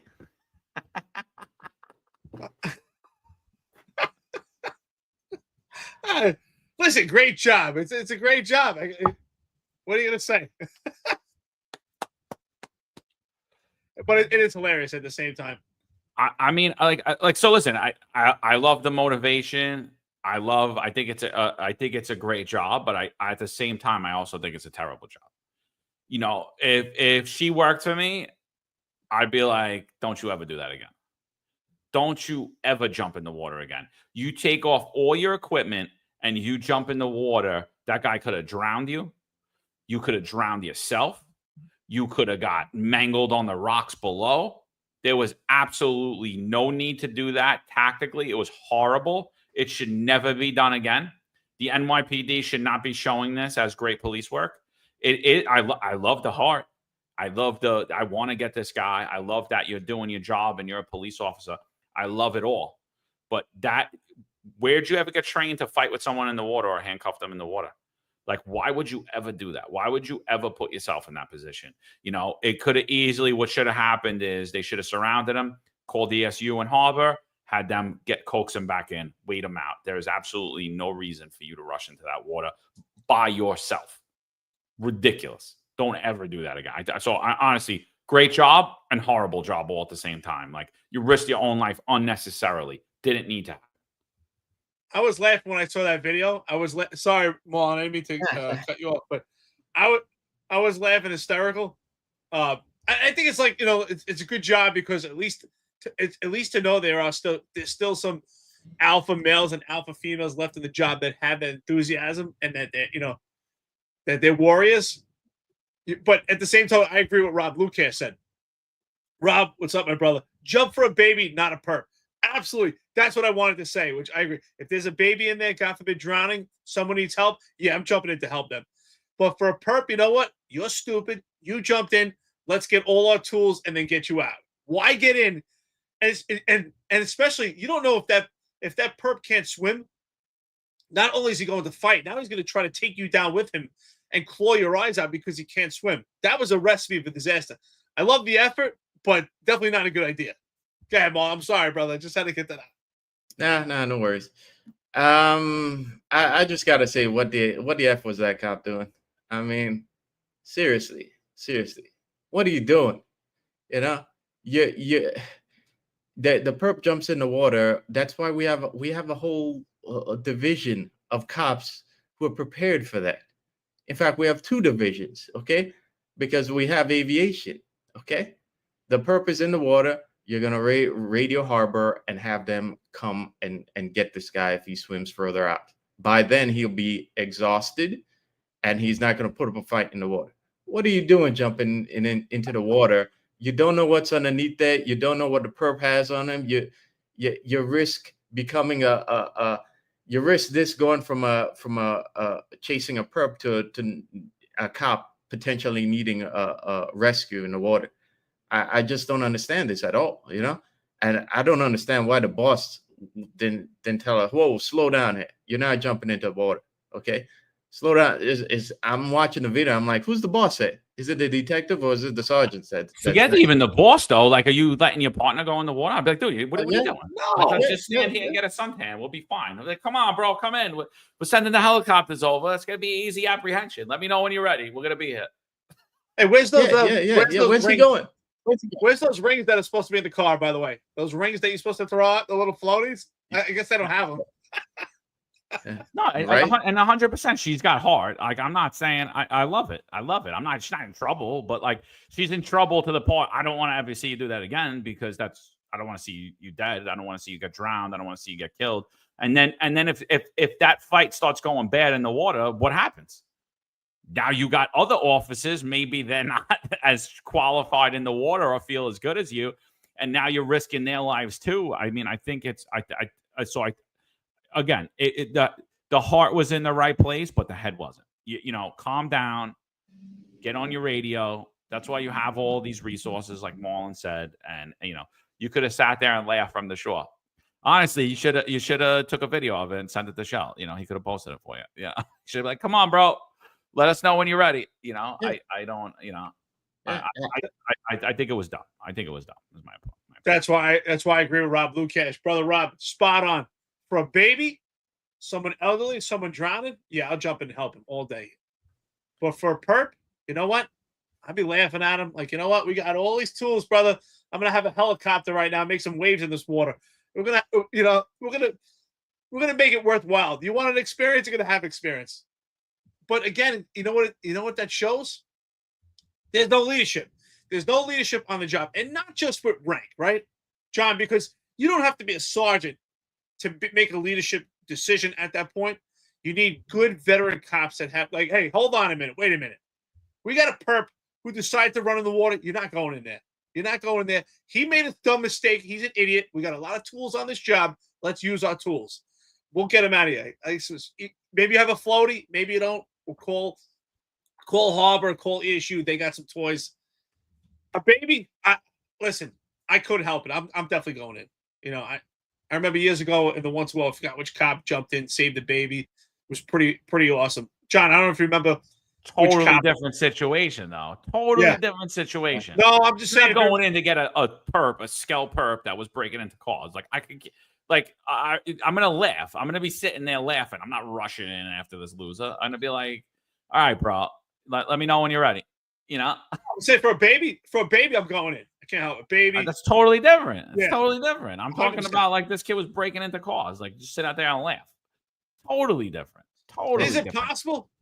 Let me ask you this, just to play devil's advocate. Is it possible that with the way things are right now that they're worried, like God forbid, if the perp drowns, they're going to say we didn't do anything to help the perp?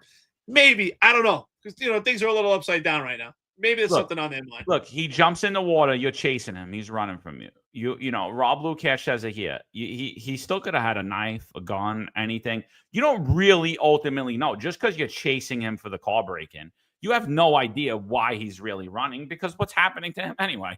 He's getting DAT'd and he's walking out the door in 3 hours. So why is he running from you, right?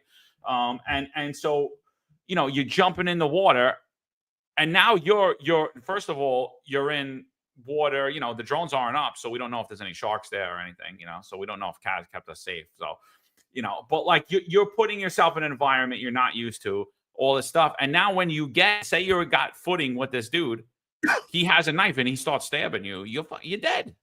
You're dead.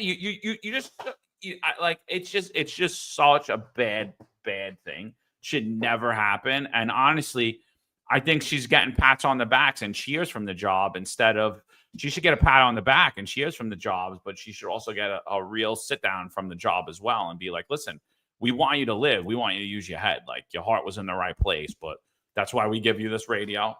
That's why we have Harbor. That's why we have the drones. That's why we'll apprehend him. We could wait him out or we could send other people to go get him. Like you don't need to do that as a patrol officer in the bag. Absolutely not. Absolutely not. Yeah.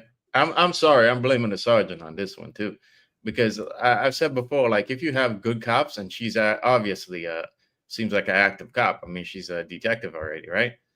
So yeah, she's obviously an aggressive cop and a good cop. Right. But you need a boss to play coach. I said like when I liked the fact that I had good bosses who let me be the point guard when it's time to hit the streets, but they knew when to be coach when it was time. And they knew when to tell me, whoa, time out. Whoa, slow down. We can't go there. We can't do that. And I think the boss should have been, whoa, okay, slow down. Even if you want to jump in the water and go after him, there's the beach right there. Why are you jumping down in? What are you, Superwoman? You don't know what you're gonna land on in the water. I just think I just don't understand why the boss it just let just was okay with her diving off of that platform into God knows what below, and I think that like we talk a lot about the poor leadership on this job, and I'm sorry to say it. Sorry to say it here, but this is one of those situations where if she had gotten hurt in there, who was going to get in? Who would the job come down on right there? It'd probably come down on the boss, for not taking control of this. So I think this situation kind of got out of hand, and I just don't understand it at all watching it. I mean, even if you want your guys to go in there and get him, wait, was he drowning at that minute he jumped in? No. So what I just don't understand this at all. I really don't. I think Stephen S says, Stephen S, how you doing, brother, by the way? Stephen S, a great friend to the podcast in the chat, says, Jane, not even John Wayne, Jane Wayne complex. I agree. And that's why I just think sometimes people have this ideology. When I say alpha male and alpha female, I mean reckless cowboy. And that's not what I'm saying at all. And I think with being out, it takes an extreme amount of discipline sometimes to be an effective police officer. In that discipline, yes, you want to go in there and save the day, but sometimes it takes an extreme amount of discipline to hang back. And that's why leadership is so important. And I would say, being a leader, the majority of my career, I'd rather have that detective working for me than someone who's completely meek and timid and docile, where I have to promote them and motivate them to work. Someone like that, they already have the tools, they have the characteristics and traits, but they need good leadership to reel them back and to slow them down. You're right. And say, hey, let's give this a thought a minute. Because if you jump in and God forbid, now you have a situation with that perpetrator and now you're potentially drowning, now you cause an even bigger problem because now we have to go in to save you. So sometimes it's good initiative, but bad judgment. So, again, but for me, I would rather have someone like that working for me. You could reel them back rather than having to motivate someone. So she just needs the right leadership. Yeah, that's a good point, John. 100%. I want her on any team that I'm on. 100%. 100%. I mean, like I said, her heart's there. She's fit. She's active. She's alpha, right? Like, this is what you want in policing. But she needs a little controlled aggression. Like, I'll tell you right now, if we were doing sergeant promotions, I would say, I don't think she's ready to be a sergeant. I don't think she's ready to be a sergeant yet. She's too hooked. She gets tunnel vision here. And I don't just blame the sergeant, dude. I blame everybody there. I'd be like, absolutely not. You're not going in that water. Absolutely not. You're not going in that water. And that's the stuff that we're missing is like people stop back and think for a second and just be like, all right, let's do that. Let's have a plan and get this done. I mean, because most of policing's here, right? It's not, most apprehensions come from here. They don't come from your physical strength. It doesn't come from anything. I mean, and the same goal would have been achieved. I mean, you wouldn't have been Twitter famous and we wouldn't be talking about you on the podcast, but it also wouldn't have been that endangered either. You know what I mean? So, but I agree with you, Eric, 100%. Yeah. Any team, I mean, 100%. She's all about it. She wants to be a cop. She is a cop. 100% agree. Yeah. That's why I say, like, it's important to have sergeants, but it's so important. And that's why I think where the military is more effective than the police department, even though it's a paramilitary organization, is in the military, you learn at every rank to be a leader amongst your peers and to be a leader that how to manage people below you and how to manage people above you. So not just a sergeant. I think that was everyone's responsibility to say, hey, we'll get it. You want to jump in, but think twice. We got tools. If you get into a bad spot, now everyone has to go in to save you. We could create an even bigger problem. So it takes extreme amount of discipline. Just the same way, John, you know it, when we used to do anti-crime, especially as an anti-crime sergeant, a special operations lieutenant, it takes extreme amount of discipline to not chase around after all these calls. Anytime I would get someone new in anti-crime and a gun run would come over the radio, they would want to chase after that gun run. And sometimes I say, no. Hang back, stay here. If we're chasing every gun run, we're not actually preventing any crime. So it takes extreme amount of discipline and radio discipline to shelter in place. And that's what she should have done, shelter in place. But at least I want to, I clap for her because at least she showed there are still some outliers on the job that have the right characteristics and traits. 100%. Listen, she got hard. I'll jump in the call with her any day. I'm not knocking her hard. I'm not knocking why she did it. I'm just knocking that, like, be a little smarter. And even Rob Lukash says it here. He says Harbour doesn't even jump in. They throw the ring buoy or the rope. Like, it's too dangerous. I mean, lifeguards too. I mean, if you ever watch any lifeguard movies or see how they train, I mean, if somebody gets in a bad situation and can't swim, I mean, Eric Adams, in their defense, Eric Adams did tell us that all the legals are good swimmers. So, I mean, I guess she was confident enough that the guy could swim because of Eric Adams saying that they're great swimmers and they should be lifeguards.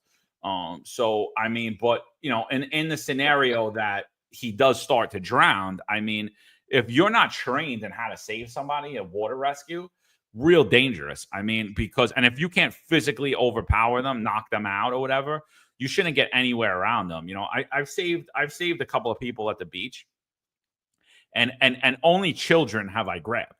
Adults, I get them something and I give it to them. I'm like, here, calm down. You're good. You know, and like you can't just jump in and save everybody. You can't unless you could stand. Totally different. But like if you get in water where you can't stand in, I'll tell you right now, an adult, unless unless like they're definitely going under, I'm not gonna risk my own life. I'm gonna give them something. I'm gonna reach a hand because they're pulling you down, bro. You're going down. Yeah.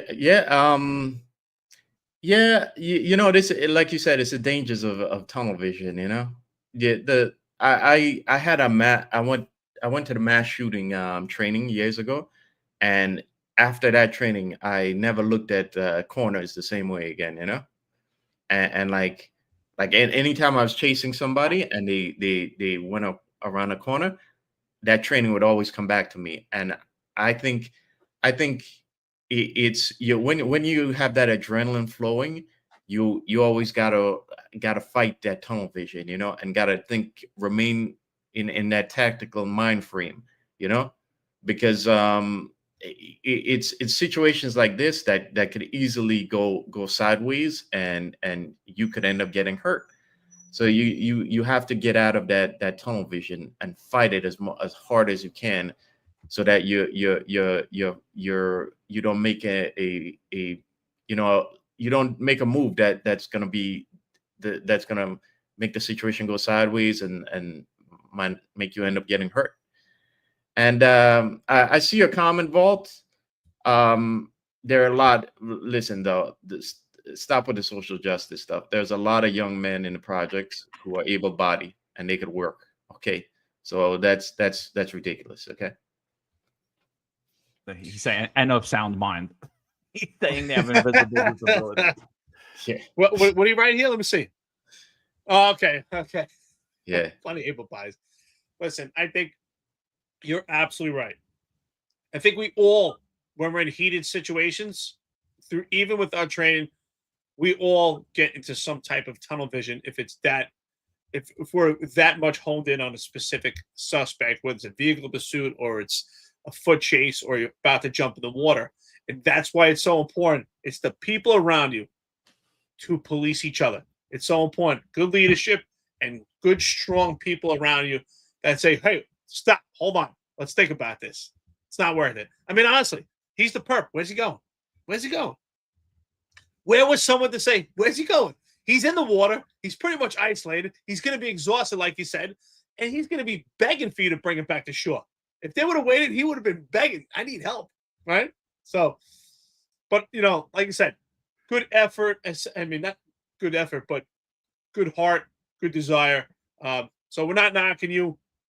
Just, work with each other and just sometimes use those tools and resources. And, I'm glad to see there are people out there in the NYPD that still have that kind of heart, still those characteristics and traits. So be safe out there. Thank God there's boots on the ground still doing a job like that. Some real warriors out there. So just real quick before we get out of here, Trump just announced that the DC Police Department is now under federal control. So they just federalized the DC Police Department as we speak, as we're sitting here on this podcast right now. There's definitely issues in DC, a lot of issues.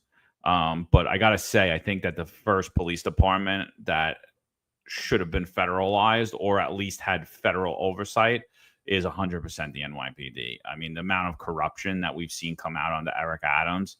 And again, I just think this is more just political propaganda and bolstering people. And it's, I'm not cheering it, by the way. I'm not for the federalization of police departments. Yeah, I don't know. So everyone that's fighting socialism, it just seems like we're just really coming down for real, some top-heavy authoritarianism. Everybody's celebrating. Let's fight socialism by bringing in authoritarianism. It's like, oh, yeah, that's smart. That's good. Yeah, I think I've said it before. I think we're going to get a lot of measures that are going to seem authoritarian. And it's just if you guys read the fourth turning again, it says after the fourth turning, we usually get that, that that type of government. Um, I also think that the reason why Trump is doing that is because the Doge employee that was hurt, he's very he's like he's a computer guy, and in order for Trump to get those type of workers into DC, which would it seems to me like they're basically integrating a lot of government systems with AI now. And in order to get the kind of technically proficient employees to go to DC, they have to create a better climate in DC and a better quality of life. And I think that is the impetus, really the impetus behind what's going on, federalizing the DC police. Not that I don't think it was overdue, because it's a mess over there. And for the nation's capital, it's an embarrassment that DC is in the state that it is. I don't like this at all. I don't think any police force in the United States should be federalized.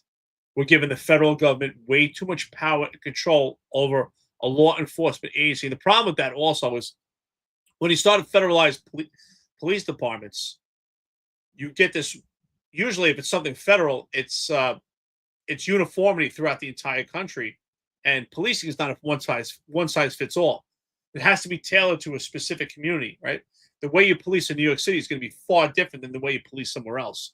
So I don't like the whole federalization of police force. It could slow things down also. It's too much power, too much authority, too much control, and it needs to be more community-based. And I don't mean by community policing, but policing needs to be tailored to the community. Policing, the policies have to be tailored to the location where you're working. So a federalized police force could be too much power, too much control. I just don't like it. Yeah, Juju's saying I'm having Trump regrets. No, Juju, I just don't believe that any of these people are my savior, and I criticize even people that I support, because that's what you're supposed to do as American. It's okay to disagree with someone even though you support them. It's okay to have a friend and say, "Oh yeah, you know what? I don't really like that." It's okay. That's what we do as Americans. That's what we do as men. That's what we do as people in society. That's how we make a society better, instead of just being a bunch of cocks and be like, "Oh no, everything you do is great." So. Here's Trump on the whole thing. I'm announcing a historic action to rescue our nation's capital from crime, bloodshed, bedlam, and squalor, and worse. This is Liberation Day in DC, and we're going to take our capital back. We're taking it back under the authorities vested in me as the President of the United States. I'm officially invoking Section 740 of the District of Columbia Home Rule Act. You know what that is? And placing the DC Metropolitan Police Department under direct federal control. And you'll be meeting the people that will be directly involved with that.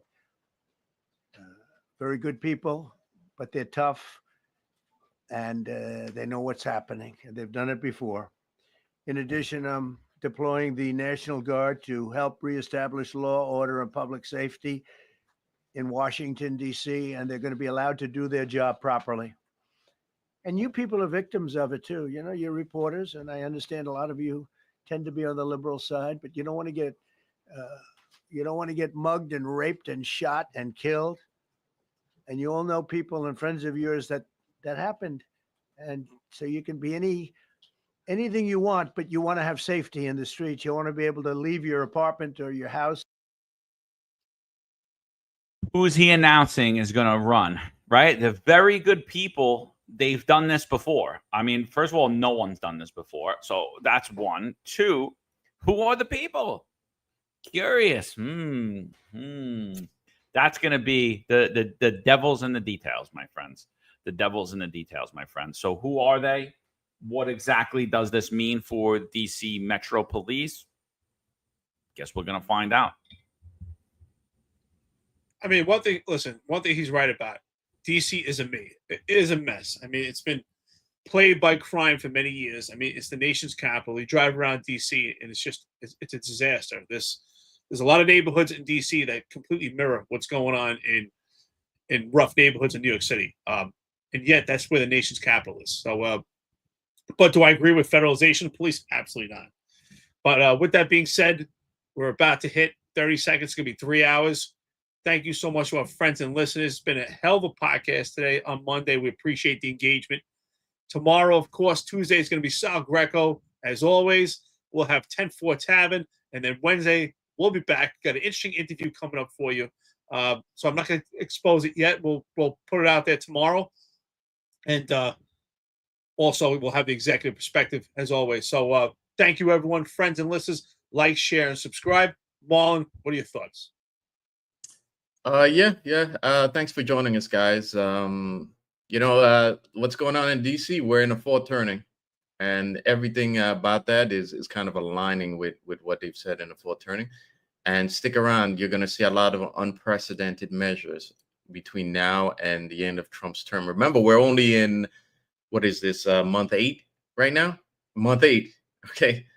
So it's going to look, the world is going to look really weird by the time 4 years is up. And again, it's going to look a lot different from the world prior. So anyway, you guys have a great day, and you guys on patrol, stay safe. All right, people. That's it. Find us Unfiltered. We'll be back at you. Check out Sal Greco tomorrow, 13:05. Law enforcement professionals dedicate their lives to serving and protecting our community. But who's protecting their financial futures? That's where Laidlaw Blue comes in. Our wealth management platform is specifically designed for the law enforcement community.